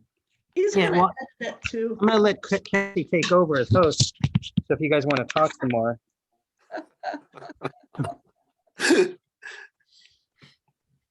Hey, it's a social meeting. Yes. That's right. And you guys who are muted, unmute and communicate. Yeah, Frank, would you mind walking up and down the aisles and going outside so I can see all the trees that Gary has available?